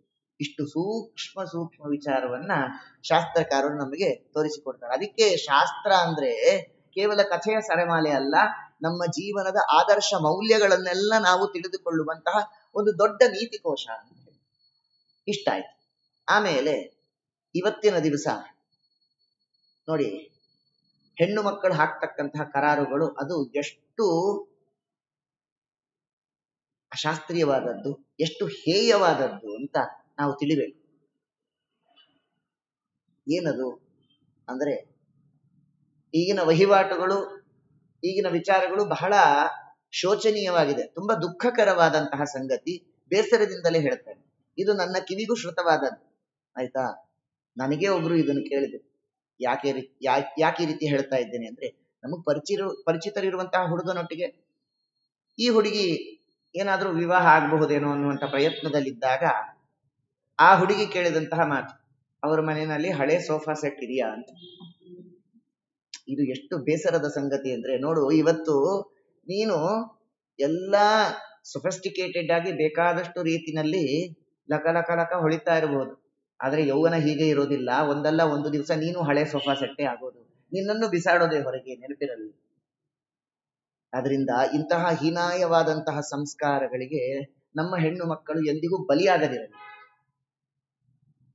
ಆ ಹುಡುಗ ಏನು ಉದ್ಭವ ಮೂರ್ತಿನ ಹಾಗೆ ಪ್ರಕಟನ ಆಗ್ಲಿಕ್ಕೆ? ಅದಕ್ಕೆ ತಂದೆ ತಾಯಿ ಬೇಡ. ಅದರಿಂದ ಹಾಗೆ ಹುಡುಗ ಮಾತ್ರ ಬೇಕು, ತಂದೆ ತಾಯಿಗಳು ಬೇಡ ಅಂದ್ರೆ ಏನರ್ಥ? ಎಲ್ಲಿ ಹೋಗ್ಬೇಕು ಆ ಹಿರಿ ಜೀವಕ್ಕೆ? ಆದ್ರಿಂದ ಇಂತಹ ಧೋರಣೆಯ ಒಂದು ರೀತಿ ನೀತಿಗಳು ನಮ್ಮದಾಗದಿರಲಿ ಅನ್ನೋದು ಎಚ್ಚರಿಕೆಯ ಮಾತು. ಅದರಿಂದ ಟರ್ಮ್ಸ್ ಅಂಡ್ ಕಂಡೀಷನ್ ಅಂತ ಇಲ್ಲಿ ಹೇಳಿರೋದು ಶಾಸ್ತ್ರೀಯವಾದದ್ದು, ಈಗಿನ ರೀತಿಯ ಅಶಾಸ್ತ್ರೀಯವಾದದ್ದಲ್ಲ. ಈ ಒಂದು ವಿಚಾರದ ಬಗ್ಗೆ ಹೇಳ್ತಾ ಹೋಗಿದ್ರೆ ಮುಗಿಯೋದೇ ಇಲ್ಲ, ಅಷ್ಟು ವಿಷಯ ಇದೆ ಇಲ್ಲಿ. ಅದೇ ತಮಾಷೆ ಏನ್ ಗೊತ್ತಾ, ನಾನು ಹೇಳ್ತಿರ್ತೀನಲ್ಲ, ಇದನ್ನ ಯಾರ ಮುಂದೆ ಹೇಳ್ಬೇಕು? ಅವ್ರು ಯಾರಾದ್ರೂ ಬಂದಿದಾರ ನೋಡ್ಕೊಳ್ಳಿ. ಯಾರ ಮುಂದೆ ಹೇಳ್ಬೇಕಲ್ಲ, ಅರ್ಥ ಆಯ್ತಾ ಸೂಕ್ಷ್ಮ? ಯಾರ ಮುಂದೆ ಈ ವಿಚಾರಗಳನ್ನ ಹೇಳ್ಬೇಕಲ್ಲ, ಯಾರು ಈ ವಿಚಾರನ ಕೇಳಿದ್ರೆ ಉದ್ಧಾರ ಆಗ್ತಾರಲ್ಲ, ಅವ್ ಯಾರು ಕೇಳಲ್ಲ, ಬರಲ್ಲ. ಇದೇ ದುರಂತ. ನಮ್ಮ ಸಮಾಜದ ದೊಡ್ಡ ದುರಂತ ಅಂದ್ರೆ ಇದೆ. ಭಾಗವತ ಅಂದ್ರೆ ಅದು ನೀತಿಕೋಶ. ಇದನ್ನ ತಿಳಿದು ಬದುಕಿದರೆ ಸಂಸಾರದಲ್ಲಿ ಎಂದೂ ಕಲಹವಾಗಿರೋದಿಲ್ಲ. ಕಲಹ ಇದ್ರೂ ಕೂಡ ಸರಿಪಡಿಸಿಕೊಳ್ಳುವಂತಹ ವ್ಯವಸ್ಥೆ ಇಲ್ಲಿದೆ. ಅಷ್ಟೇ ಅಲ್ಲ, ಅದರೊಟ್ಟಿಗೆ ವಿಚ್ಛೇದನಗಳು, ಎಂತೆಂಥ ಅಕೃತ್ಯಗಳನ್ನ ಮಾಡಿಕೊಳ್ತಾ ಇದ್ದಾರೆ. ಇವತ್ತಿನ ದಿವಸ ದೊಡ್ಡ ಶೋಚನೀಯವಾದಂತಹ ಸ್ಥಿತಿಗೆ ನಮ್ಮ ಸಮಾಜ ಬರ್ತಾ ಇದೆ. ಏನಿದು ಅರ್ಥವಿಲ್ಲದ ವ್ಯವಹಾರ? ಏನು ಅದಕ್ಕೆ ಕಾರಣ ಏನು ನೋಡಿ? ಟರ್ಮ್ಸ್ ಅಂಡ್ ಕಂಡೀಷನ್ ಅಲ್ಲ, ಅದಕ್ಕೆ ನಾನು ಹೇಳ್ತೇನೆ. ಇವತ್ತಿನ ವಿಚ್ಛೇದನದ ಮುಖ್ಯ ಕಾರಣಗಳು ಎರಡು. ಒಂದೇನು ಗೊತ್ತಾ? ಆ ಹೆಣ್ಣು ಮಗಳು ಚೆನ್ನಾಗಿ ಅಧ್ಯಯನ ಮಾಡಿರ್ತಾಳೆ, ಬೇಕಾದಷ್ಟು ಸಂಪಾದನೆಯನ್ನ ಮಾಡ್ತಿರ್ತಾಳೆ, ಆಯ್ತಾ? ಸಂಪತ್ತಿಗೇನು ಕೊರತೆ ಇರುತ್ತೆ, ಚೆನ್ನಾಗಿ ಸಂಪಾದಿಸ್ತಿರ್ತಾಳೆ. ಈ ಹುಡುಗನೂ ಕೂಡ ಯಥೇಚ್ಛವಾಗಿ ಸಂಪಾದಿಸ್ತಿರ್ತಾನೆ. ಇದೇ ಸಮಸ್ಯೆ. ಹಾಗಂತ ಅದರ ಅರ್ಥ ಸಂಪಾದನೆ ಮಾಡಬಾರದು, ಹೆಣ್ಣು ಮಕ್ಕಳು ಅಧ್ಯಯನ ಮಾಡಬಾರದು ಅಂತಲ್ಲ. ಆದರೆ ಇದೊಂದು ಮುಖ್ಯ ಕಾರಣ. ನಾನೇನ್ ಕಡಿಮೆ, ನೀ ಏನ್ ಹೆಚ್ಚು, ಹೌದೋ ಅಲ್ಲೋ ವಿಚಾರಿಸ್ಕೊಂಡು ಬನ್ನಿ. ಇದು ಮುಖ್ಯ ಕಾರಣ. ಎರಡನೇದ್ದೇನು ಅಂತಂದ್ರೆ, ಇಬ್ಬರಲ್ಲೂ ದೋಷಾರೋಪಣೆಯನ್ನ ಪರಸ್ಪರವಾಗಿ ಮಾಡಿಕೊಳ್ಳುವುದು, ಗುಣವನ್ನ ಪರಿತ್ಯಾಗ ಮಾಡಿ ಗುಣಗ್ರಾಹಿಗಳಾಗದೆ ಕೇವಲ ದೋಷಾರೋಪಣೆಯನ್ನು ಪರಸ್ಪರವಾಗಿ ಮಾಡ್ತಾ ಇರೋದು. ಇದನ್ನ ನಾನು ಯಾಕೆ ಹೇಳ್ತೀನಿ ಅಂದ್ರೆ, ಈಗ ನನ್ನ ಕಡೆಯಿಂದ ಒಂದು 3-4 ಮದುವೆ ದೇವರ ಅನುಗ್ರಹದಿಂದ ಮಾಡಿದ್ದೆ. ದೇವರು ಮಾಡಿಸಿದ್ದಾನೆ. ನಾ ಹೇಳಬಾರ್ದಂತಿದ್ದೆ, ಅದು ಮುಖಸ್ತುತಿ ಆಗತ್ತೆ ಅಂತ ದೇವರು ಮಾಡಿಸಿದ್ದಾನೆ. ಏನಾಗತ್ತೆ, ಇಬ್ಬರಲ್ಲಿ ಕಲಹ ಉಂಟಾದಾಗ ಇಬ್ರು ನನಗೆ ಪರಿಚಯ ಇರೋದ್ರಿಂದ ಇಬ್ರು ಫೋನ್ ಮಾಡ್ತಾರೆ. ಇವಳು ಮಾಡ್ತಾಳೆ, ಅವನು ಮಾಡ್ತಾಳೆ, ಪದ್ಯದಲ್ಲಿ ನನಗ್ ಫಜೀತಿ. ನಾ ಅದಕ್ಕೆ ಹೇಳ್ತೀನಿ, ಫೋನ್ಗೇನು ಮಾಡಬೇಡಿ, ಇಬ್ರು ಬನ್ರಿ ಮನೆಗೆ. ನನ್ನ ಅವಸ್ಥೆ ನೋಡಿ, ಮದುವೆ ಮಾಡಿಸಿದ್ದಲ್ಲದೆ ಪರಿಹಾರ ಮಾಡ್ಬೇಕೀಗ. ಆಗ ಕೂತ್ ಹೇಳಿದಾಗ ಇಬ್ರು ಪರಸ್ಪರವಾಗಿ ನಾ ಕೇಳ್ತೇನೆ ಸಮಾಧಾನವಾಗಿ, ಇಬ್ರು ನೀ ಹೇಳು, ನಿಂದೇನ್ ಸಮಸ್ಯೆ? ಎಲ್ಲ ದೋಷಗಳೇ. ಇವ್ರದ್ದೇನ್ ಸಮಸ್ಯೆ? ಇವರು ಎಲ್ಲ ದೋಷಗಳೇ. ಅಂದ್ರೆ ಏನಾಯ್ತು? ಪರಸ್ಪರವಾಗಿ ಕೇವಲ ದೋಷಾರೋಪಣೆಯನ್ನೇ ಮಾಡ್ಕೊಳ್ಳೋದಾಯ್ತು ಹೊರತು ಇಬ್ಬರಲ್ಲಿ ಇರ್ತಕ್ಕಂಥ ಗುಣಗಳ ಆ ಪರಸ್ಪರ ವಿನಿಮಯ ಮಾಡಿಕೊಂಡು ಬದುಕುವ ವಿಚಾರವೇ ಇಲ್ವಲ್ಲ ಇವತ್ತಿನವ್ರದ್ದು. ಏನ್ ಹುಡ್ಕೋಬೇಕು? ನಾನ್ ಹೀಗೆ ಅನ್ಕೊಂಡಿದ್ದೆ, ಇವ್ರು ಹೀಗೆ, ನಾನ್ ಹೀಗೆ ಅನ್ಕೊಂಡಿದ್ದೆ, ಇವಳು ಹೀಗೆ. ಹೌದು, ನಿರೀಕ್ಷೆಗಳು ಮಾಡೋದು ಸುಲಭ, ಆದರೆ ದೋಷಗಳು ಸ್ವಾಭಾವಿಕ. ನನಗೆ ಹೀಗಿರ್ಬೇಕಾಗಿತ್ತು ಅಂತ ನಿರೀಕ್ಷೆ ಮಾಡಿದ ಮಾತ್ರಕ್ಕೆ ಎಲ್ಲವೂ ಹಾಗೆ ಇರಬೇಕು ಅಂತಿಲ್ಲ. ಭಗವಂತನ ವಿಚಾರದಲ್ಲಿ, ರುಕ್ಮಿಣಿಯ ವಿಚಾರದಲ್ಲಿ ಹೀಗಲ್ಲ. ಯಾಕೆ? ಇಬ್ರು ಪರಿಪೂರ್ಣರೇ. ದೇಶತಃ ಕಾಲತಃ ಗುಣತಃ ಪರಮಾತ್ಮ ಪರಿಪೂರ್ಣ. ರುಕ್ಮಿಣಿ ದೇವಿ ದೇಶತಃ ಕಾಲತಃ ಪರಿಪೂರ್ಣಳು, ಗುಣತಃ ಅಲ್ಲ. ಆದ್ರೂ ಇಬ್ಬರು ಕೂಡ ದೋಷ ದೂರರು. ಆದ್ದರಿಂದ ಅವರಲ್ಲಿ ಸಮಸ್ಯೆ ಬರೋದಿಲ್ಲ. ಅವ್ರು ನಿತ್ಯ ದಂಪತಿಗಳು. ನಮ್ಮಲ್ಲಿ ಹಂಗಲ್ಲ. ದೋಷಗಳು ಇಲ್ಲದೆ ಇರತಕ್ಕಂಥವ್ರು ಯಾರಿದ್ದಾರೆ? ಇಲ್ಲಿ ಸಮಸ್ಯೆ ಸಾಮಾಜಿಕವಾಗಿ ಆಗ್ತಾ ಇರತಕ್ಕಂಥದ್ದು, ವಿಚ್ಛೇದನಗಳಿಗೆ ಕಾರಣವಾಗಿರತಕ್ಕಂಥದ್ದು ಕೇವಲ ದೋಷದ ಪರಿಗ್ರಹ. ಆ ದೋಷಗಳು ಇದ್ದದ್ದೇಪ್ಪ.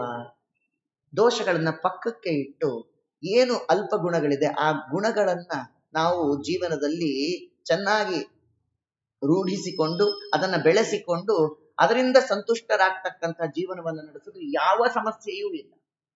ನಮ್ಮ ಈಗಿನ ಯುವಕ ಯುವತಿಯರಿಗೆ ಇದು ಮಾರ್ಗದರ್ಶನವಾಗಲಿ ಅನ್ನೋದನ್ನ ಸಾರ್ವಕಾಲಿಕವಾಗಿಯೇ ಹಿಂದೆ ಇವೆಲ್ಲವನ್ನು ನಮ್ಮ ಪ್ರಾಚೀನರು ತೋರಿಸಿಕೊಡಿದ್ರು. ಇನ್ನೊಂದು ಸಣ್ಣ ವಿಚಾರ ಹೇಳ್ತೇನೆ, ಅನುಭವ ವೇದ್ಯ. ಯಾಕೆ ದೊಡ್ಡವರ ಜೊತೆಗೆ ಈಗಿನ ಯುವಕ ಯುವತಿಯರು, ನೂತನ ದಂಪತಿಗಳು ಬದುಕಬೇಕು? ಯಾಕೆ ಅತ್ತೆ ಮಾವಂದ್ರ ಜೊತೆಗೆ ಬದುಕಬೇಕು? ಯಾಕೆ ತಂದೆ ತಾಯಂದ್ರ ಜೊತೆಗೆ ಬದುಕಬೇಕು ಅಂದ್ರೆ ನೋಡಿ, ಗಮನಿಸಿ. ಆಗಿನ ಕಾಲದಲ್ಲಿ 8 ವರ್ಷಕ್ಕೆ 10 ವರ್ಷಕ್ಕೆ ಮದುವೆ ಮಾಡ್ಕೊಂಡು ಬರ್ತಾ ಇದ್ರು. ಅಂದ್ರೆ 75-80 ವರ್ಷದ ಸುದೀರ್ಘವಾದಂತ ದಾಂಪತ್ಯ ಜೀವನದ ಅನುಭವ ಇರ್ತಾ ಇತ್ತು.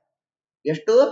70 ವರ್ಷ 75 ವರ್ಷದ ಸುದೀರ್ಘವಾದ ದಾಂಪತ್ಯ ಜೀವನದ ಸಿಹಿ ಕಹಿ ಎರಡನ್ನೂ ಅನುಭವ ಮಾಡಿರ್ತಾ ಇತ್ತು. ಎಷ್ಟು ಅನುಭವ, ಎಷ್ಟು ಜೀವನ ಅನುಭವ. ತಿಳ್ಕೊಳ್ಳಿ, ಅದನ್ನು ಕಲ್ತ್ಕೊಳ್ಳಿ. 6-8 ತಿಂಗಳಲ್ಲಿ ಪರದಾಡ್ತಿರಲ್ಲ, 75 ವರ್ಷದ ಅನುಭವ ಇದೆ. ಅದು ವ್ಯರ್ಥ ಅಲ್ಲ. ಅದನ್ನ ಸಾರ್ಥಕಪಡಿಸಿಕೊಳ್ಳಿ. ಅದಕ್ಕೆ ಅವ್ರ ಜೊತೆ ಬದುಕ್ರಿ ಅನ್ನೋದು. ಇವತ್ತಿನ ದಿವಸ ಅದನ್ನು ಕಲ್ತ್ರೆ ಯಾಕೆ ಕಲಹಗಳು? ತಿಳಿದು ಬದುಕಿ. ಇದು ಒಂದು ತಮಾಷೆ ನೋಡಿ. ಅವರಿಬ್ರು 75 ವರ್ಷ 80 ವರ್ಷ ದಾಂಪತ್ಯ ಜೀವನವನ್ನು ನಡೆಸಿರ್ತಾರಲ್ಲ, ಇಬ್ಬರು ಮೈ ಹಣ್ಣಾಗಿರುತ್ತೆ, ಹೌದಾ? ಅದರೊಟ್ಟಿಗೆ ಕೂದಲು ನೆರೆದಿರುತ್ತೆ, ಆಮೇಲೆ ಚರ್ಮ ಎಲ್ಲ ಸುಕ್ಕಾಗಿರುತ್ತೆ. ಇಷ್ಟಾಗಿದ್ರು ಕೂಡ ಪರಸ್ಪರ ಇಬ್ರು ಬೈಕೊಂಡೇ ತಿರುಗ್ತಾ ಇರ್ತಾರೆ. ಯೋಚನೆ ಮಾಡ್ಬೇಕು ನೀವು.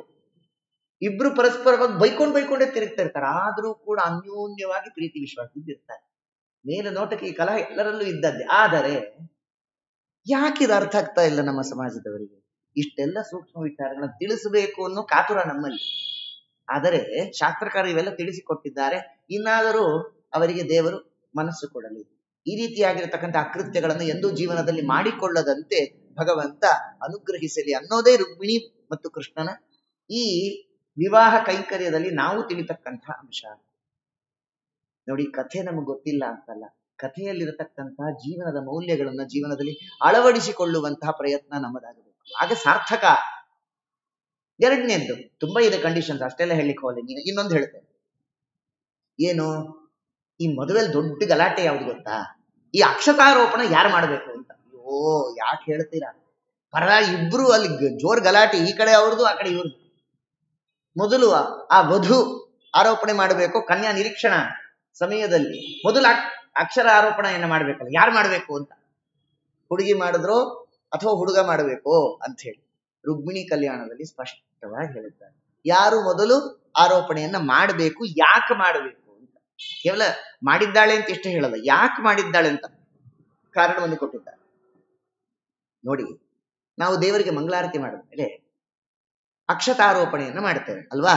ರಾಜಾಧಿರಾಜಾಯ ಪ್ರಸಹ್ಯ ಸಾಯಿನೇ ನಮೋ ವಯಂ ವೈ ಶ್ರವಣಾಯ ಕುರ್ಮಹೇ ಸಮೇ ಕಾಮಾನ್ ಕಾಮ ಕಾಮಾಯ ಮಹ್ಯಂ ಕಾಮೇಶ್ವರೋ ವೈ ಶ್ರವಣೋ ದಧಾತು ಅಂತ ಹೇಳ್ತಕ್ಕಂಥದ್ದು. ರಾಜಾಧಿರಾಜನಾದ ತ್ರಿಲೋಕಾಧೀಶನಾದ 14 ಲೋಕಕ್ಕೆ ಅಧಿಪತಿಯಾದಂತಹ ಸ್ವಾಮಿ ನಿನಗೆ ನಮಸ್ಕಾರಗಳು ಅಂತ ಅವನ ಪಾದಾರವಿಂದಗಳಿಗೆ ಅಕ್ಷತಾರೋಪಣೆಯನ್ನು ಮಾಡಿ ನಾವು ಪ್ರಾರ್ಥಿಸ್ತಕ್ಕಂಥದ್ದು. ಆದ್ರಿಂದ ಇದೇ ಅರ್ಥಾನುಸಂಧಾನದಲ್ಲಿ ರುಕ್ಮಿಣಿ ದೇವಿಯು ಮೊದಲು ಪರಮಾತ್ಮನ ಪಾದಾರವಿಂದಗಳಿಗೆ ಅಕ್ಷತಾರೋಪಣೆಯನ್ನು ಮಾಡಿದ್ದಾಳೆ. ವಿವಾಹ ಕೈಂಕರ್ಯದಲ್ಲಿ ಆ ವಧುವಿನಲ್ಲಿ ಲಕ್ಷ್ಮಿಯ ಸನ್ನಿಧಾನ, ವರನಲ್ಲಿ ನಾರಾಯಣನ ಸನ್ನಿಧಾನ ಅಂತ ಅನುಸಂಧಾನದ ಪ್ರಕ್ರಿಯೆ. ಇಲ್ಲಿ ಯಾರು ದೊಡ್ಡವರು ಯಾರು ಸಣ್ಣವರು ಅಂತ ಅರ್ಥ ಅಲ್ಲ. ಈ ಅನುಸಂಧಾನ ಬರಬೇಕು ಅನ್ನುವಂಥ ಪ್ರಕ್ರಿಯೆಯಲ್ಲಿ ಅಕ್ಷತಾರೋಪಣೆಯನ್ನ ಹೆಣ್ಣು ಮಗಳು ಮೊದಲು ಮಾಡಬೇಕು ಅಂತ. ಇದು ಒಂದು. ಇನ್ನೊಂದು ಅರ್ಥ ಲೌಕಿಕವಾಗಿ ನೋಡೋದು ಅಂದ್ರೆ, ಹೆಣ್ಣು ಮಕ್ಕಳು ಯಾಕೆ ಮೊದಲು ಮಾಡೋದು ಅಂತಂದ್ರೆ ಒಂದು ಪ್ರತೀತಿ ಇದೆ. ಏನ್ ಗೊತ್ತಾ? ಒಂದು ಶಾಸ್ತ್ರೀಯವಾದ ಅರ್ಥ ಹೇಳ್ದ, ಅದನ್ನ ಪಕ್ಕಕ್ಕೆ ಇಡೋಣ, ಆಯ್ತು, ಅದೊಂದು ಅರ್ಥ. ಇನ್ನೊಂದು ಲೌಕಿಕವಾಗಿ ಏನ್ ಗೊತ್ತಾ? ಯಾರು ಅಕ್ಷತಾರೋಪಣೆಯನ್ನು ಮೊದಲು ಮಾಡ್ತಾರೋ ಮನೇಲಿ ಅವ್ರದೇ ಮಾತನಾಡಿಯೋದು ಅಂತ ಅರ್ಥ ಆಯ್ತು. ಅದಕ್ಕೆ ನೋಡಿ ಅವ್ರದೇ ಮಾತನಾಡಿಯೋದು. ಯಾಕೆ? ಅವರೇ ಮಾಡಿರ್ತಾರೆ ಅಂತ ಹೇಳಿ. ಯಾರು ಅಕ್ಷತಾರೋಪಣೆ ಮೊದಲು ಮಾಡ್ತಾರೋ ಅವ್ರದೇ ಮಾತನಾಡಿಯೋದು. ಈಗ ನಿಮ್ ಮನೆಗಳನ್ನ ನೋಡಿ ಯಾರ ನಮ್ಮ ಮಾತು ಯಾರು ಕೇಳ್ತಾರೆ? ಎಲ್ಲ ಅವ್ರದೇ ಅಂತಿರ್ತಾರಲ್ಲ. ಹಾಗಾಗಿ ಇದೇನು ಹೊರತಲ್ಲ ಅಂತ. ಹೀಗೆ ಎಲ್ಲವೂ ಕೂಡ ಭಗವಂತನ ವಿಚಾರದಲ್ಲಿ ತೋರಿಸಿಕೊಡ್ತಾ ಇದ್ದಾರೆ. ರುಕ್ಮಿಣಿ ಕಲ್ಯಾಣ ಅಂದ್ರೆ ಅದು ನಮ್ಮ ಜೀವನದಲ್ಲಿ ಪ್ರತಿನಿತ್ಯ ನಾವು ಮಾಡಿಕೊಳ್ಳಬೇಕಾಗಿರ್ತಕ್ಕಂಥ ಒಂದು ಅದ್ಭುತವಾದಂತಹ ಕಲ್ಯಾಣ. ಏನಿದು ಅಂದ್ರೆ, ಎಂದೋ ಒಮ್ಮೆ ರುಕ್ಮಿಣಿ ಕಲ್ಯಾಣ ಮಾಡಿಕೊಳ್ಳೋದಲ್ಲ, ಪ್ರತಿನಿತ್ಯದಲ್ಲೂ ನಮ್ಮ ಜೀವನದಲ್ಲಿ ರುಕ್ಮಿಣಿ ಕಲ್ಯಾಣ ಆಗ್ಬೇಕು. ಹೇಗೆ? ರುಕ್ಮಿಣಿ ಅಂದ್ರೆ ಸಂಪತ್ತಿಗೆ ಅಭಿಮಾನಿ ಲಕ್ಷ್ಮಿ, ಆಯ್ತಾ?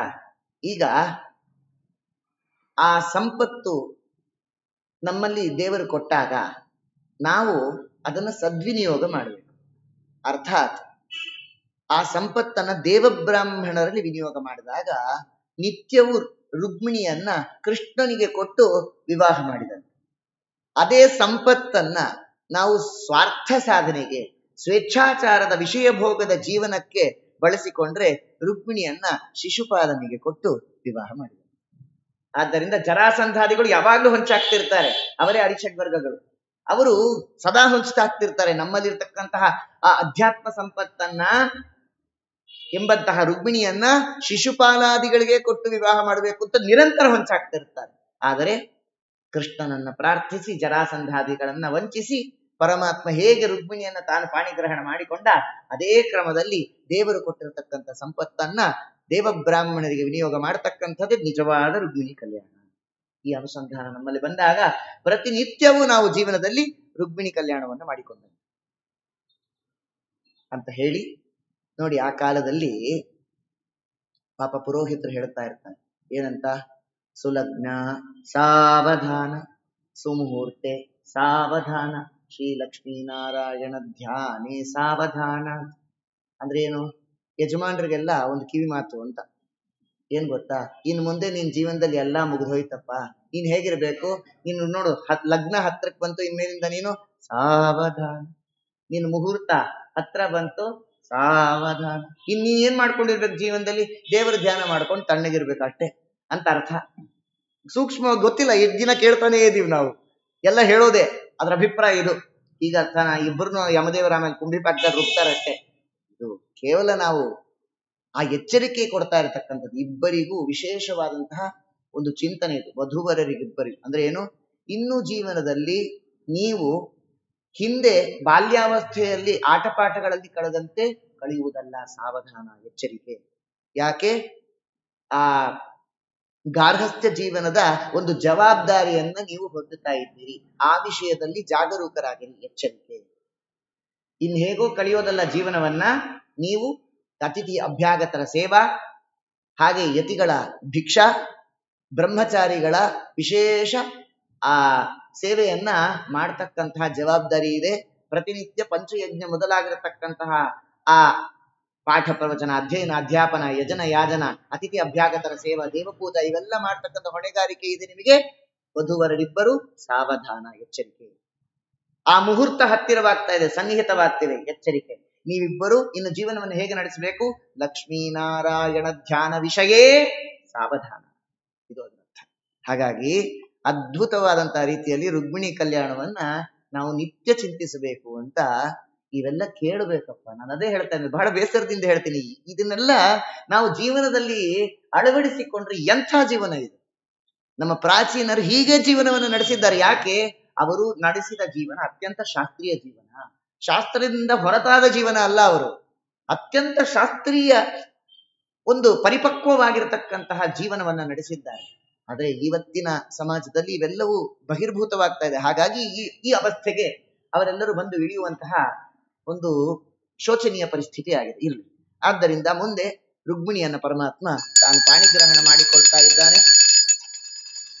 ಮಾಂಗಲ್ಯಂ ತಂತುನಾನೇನ ಜಗಜ್ಜೀವನ ಹೇತುನ. ನಾವೆಲ್ಲ ವಿವಾಹ ಮಾಡಿಕೊಳ್ಳುವಾಗ ಮಮ ಜೀವನ ಹೇತುನ ಅಂತ ಹೇಳುವ ಪರಿಪಾಠ. ಯಾಕೆ?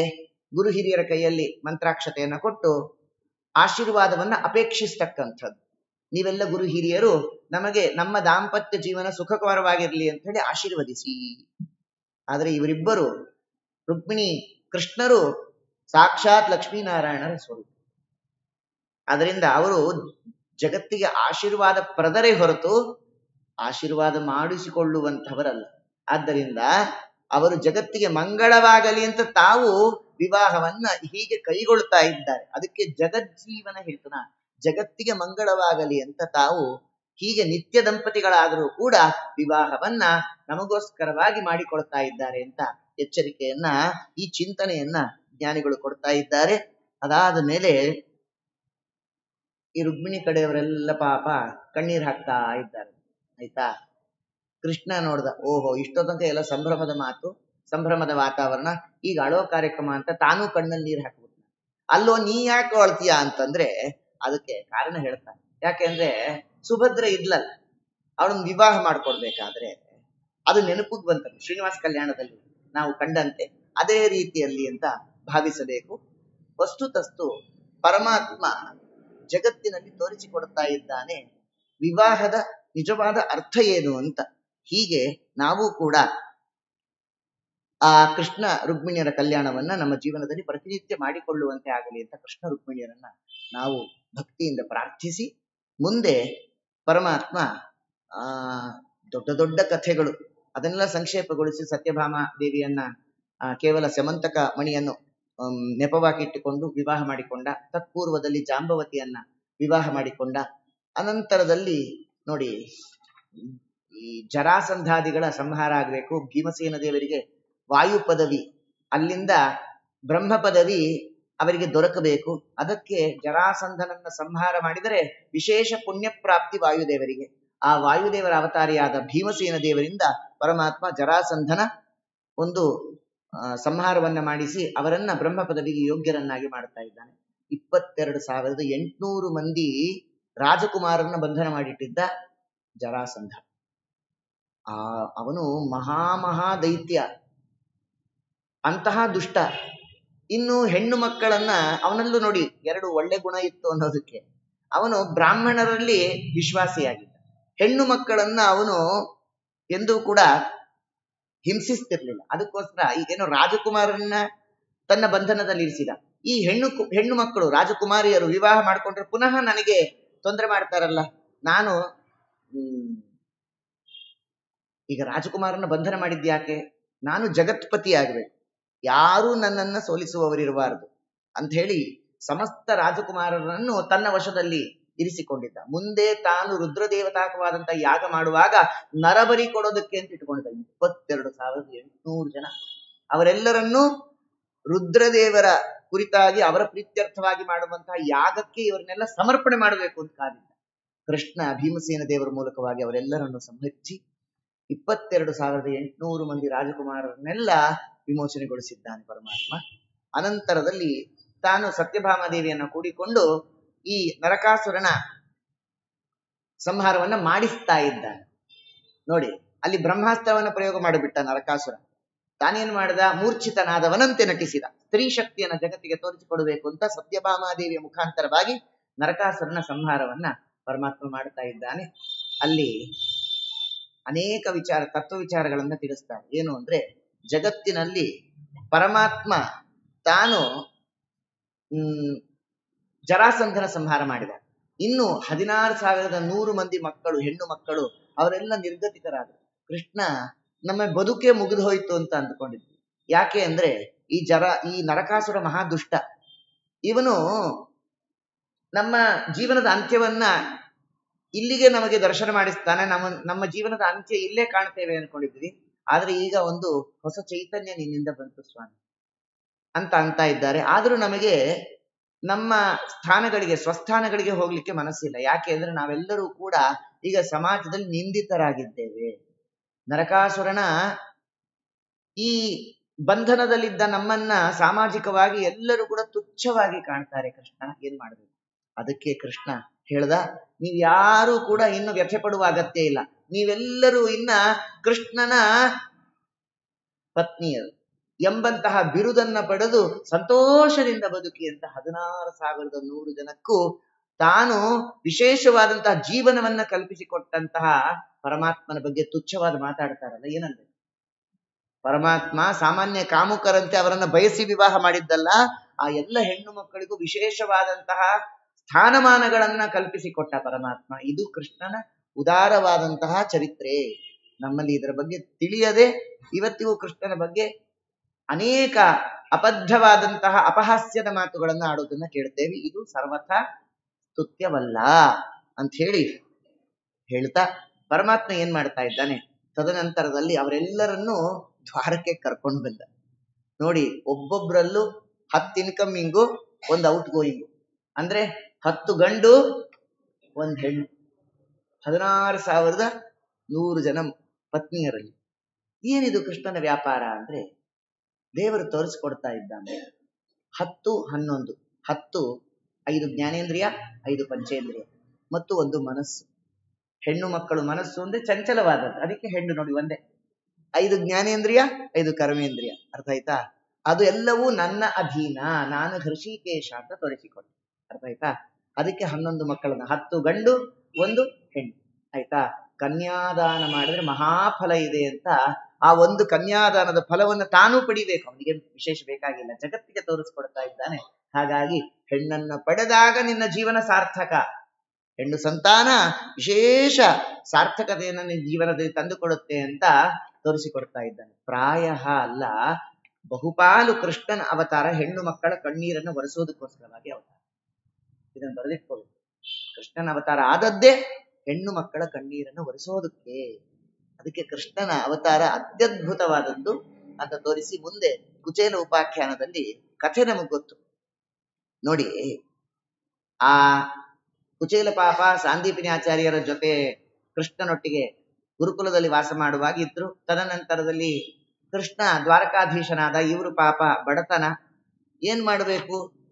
ಆ ಕಾಲದಲ್ಲಿ ಹೆಂಡತಿ ಹೇಳ್ತಾಳೆ, ನಿಮಗೆ ವೈರಾಗ್ಯ ಇದೆ, ನಿಮ್ಗೆ ಇಲ್ದಾದ್ರು ಅಲ್ದು ಕೂಡ ನಮಗೋಸ್ಕರವಾಗಿ ಹೋಗಿ ಬೇಡಿ ಅನ್ನಬೇಕು. ಯಾಕೆ?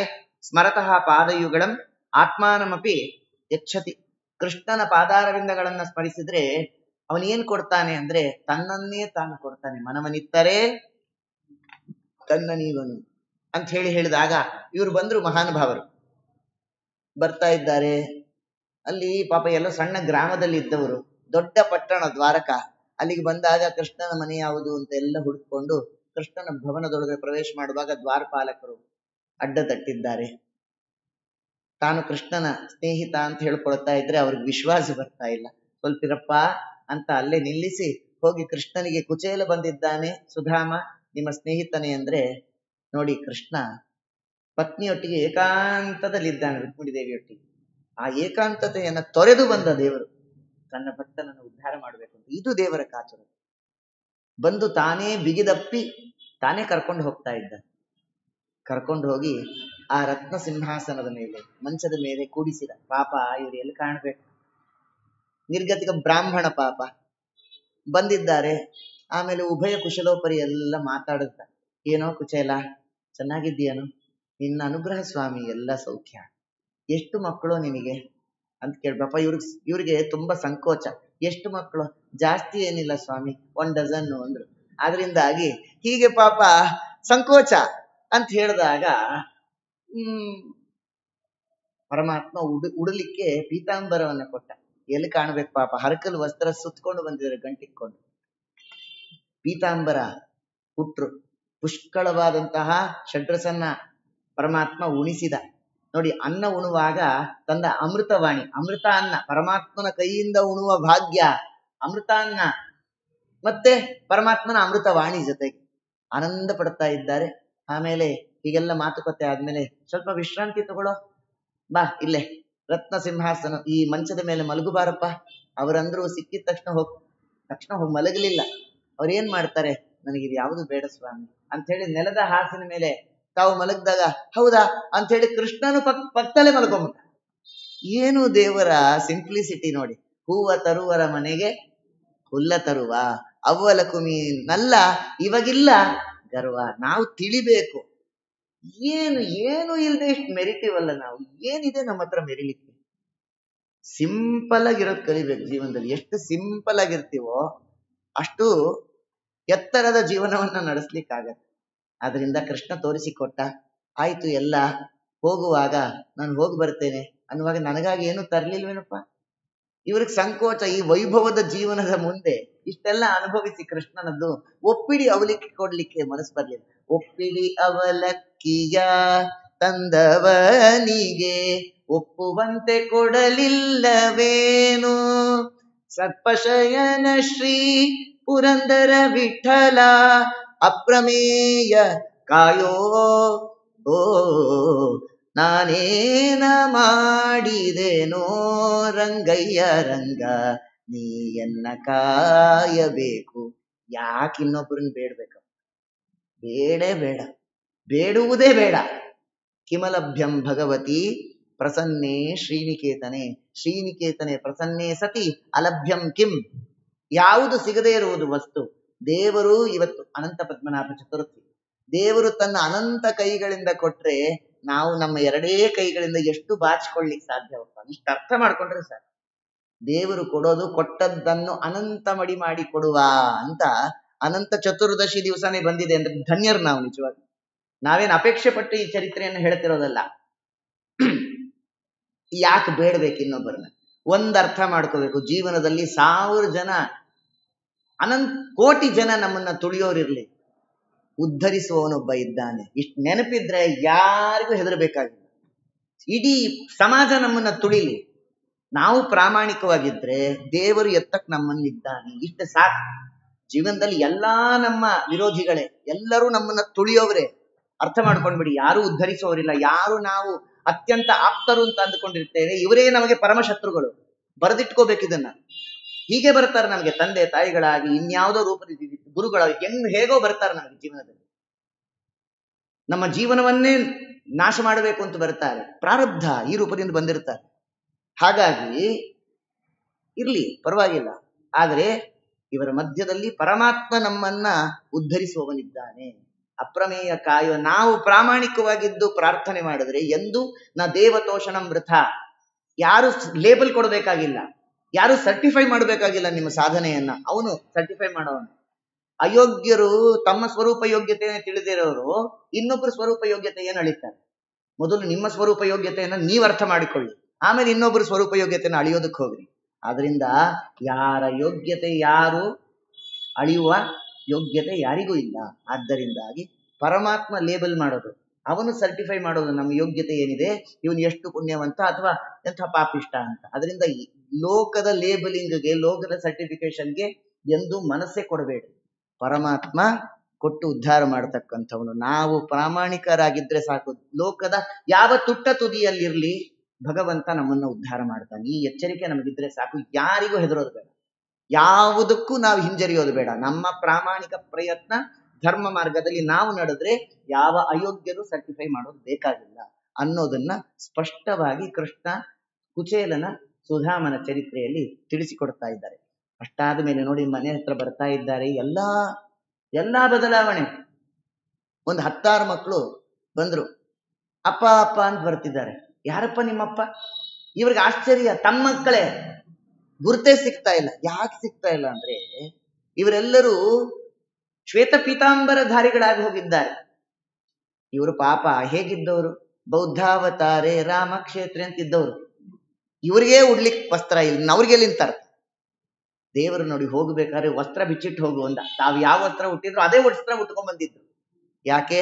ಜೀರ್ಣ ಮಲಿನ ವಸ್ತ್ರ ಕಾಣದ ಮನುಜಗೆ ಪೂರ್ಣ ವಿಚಿತ್ರ ಸುಬಸನ, ವರ್ಣ ವರ್ಣದಿಂದ ಬಾಗೋದೇನು ಸಂಪೂರ್ಣ ಗುಣಾರ್ಣವ ದೇವಾ, ನಿನ್ನ ಒಲುಮೆಯಿಂದ ನಿಖಿಲ ಜನರು ಬಂದು ಮನ್ನಿಸುವರು ಮಹಾರಾಯ.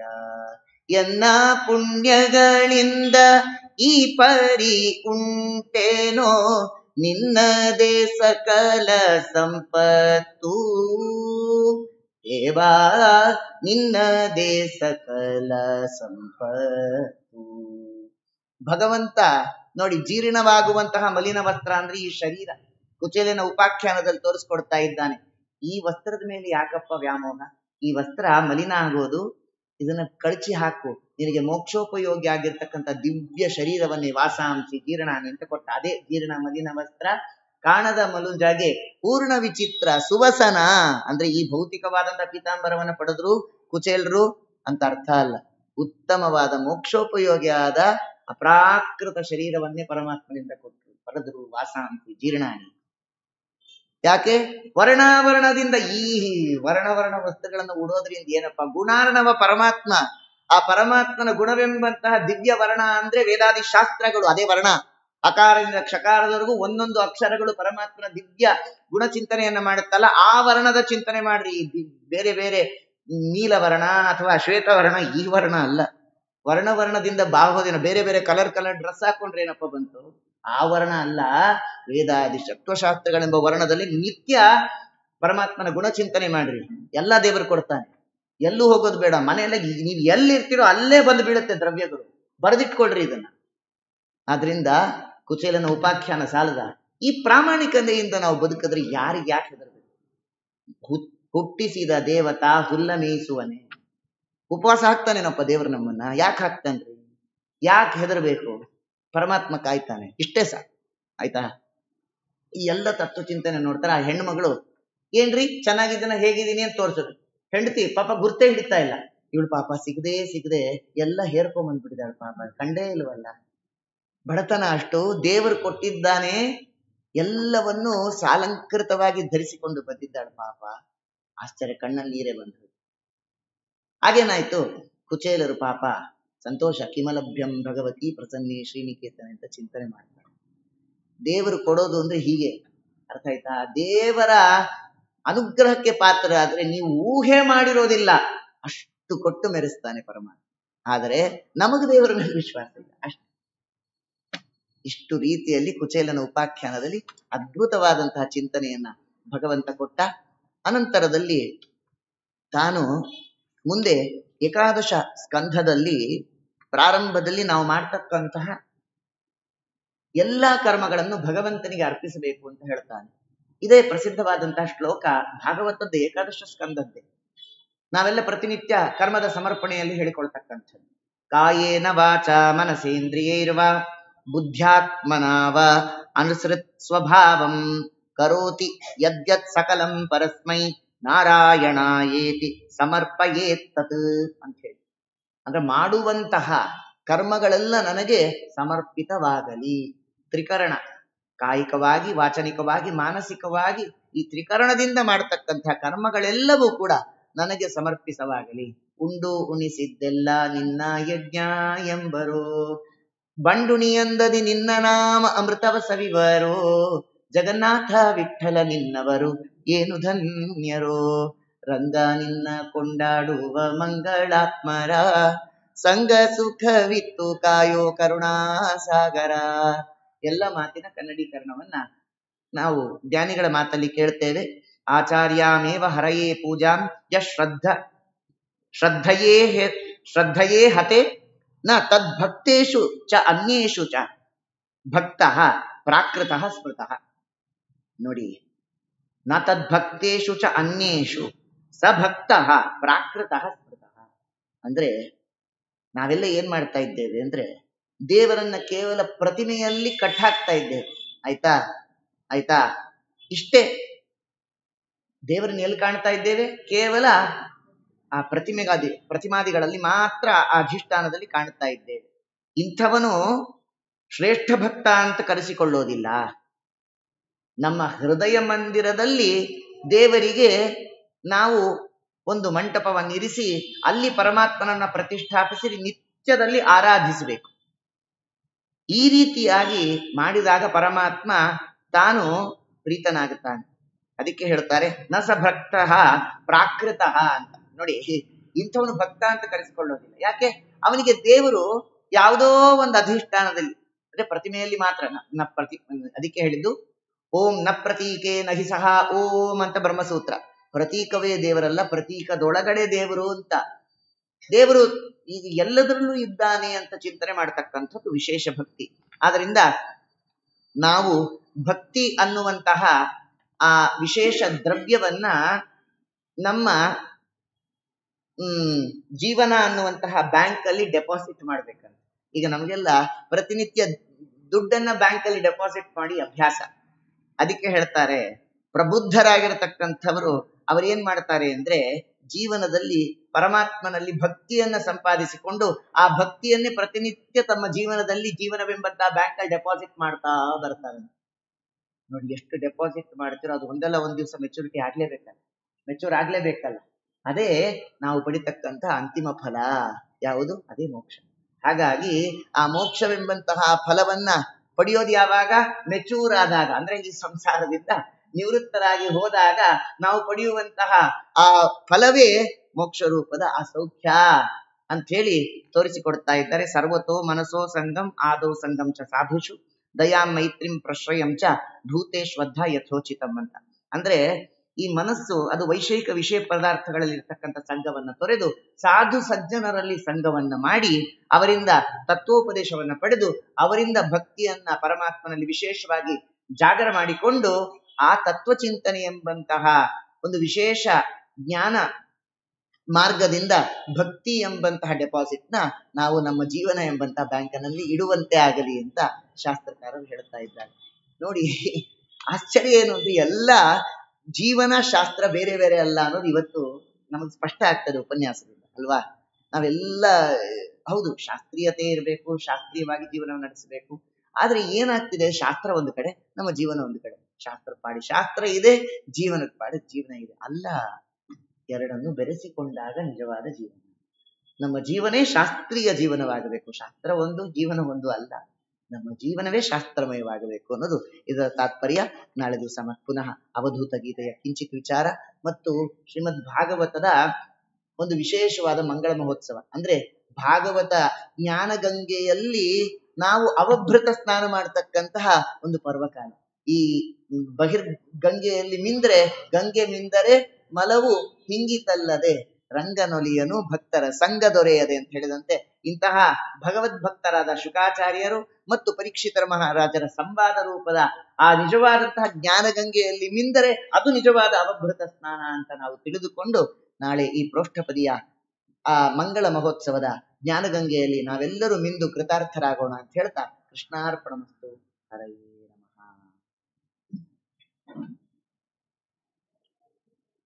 ನಾಳೆ ಪ್ರವಚನಕ್ಕೆ ಮಂಗಳ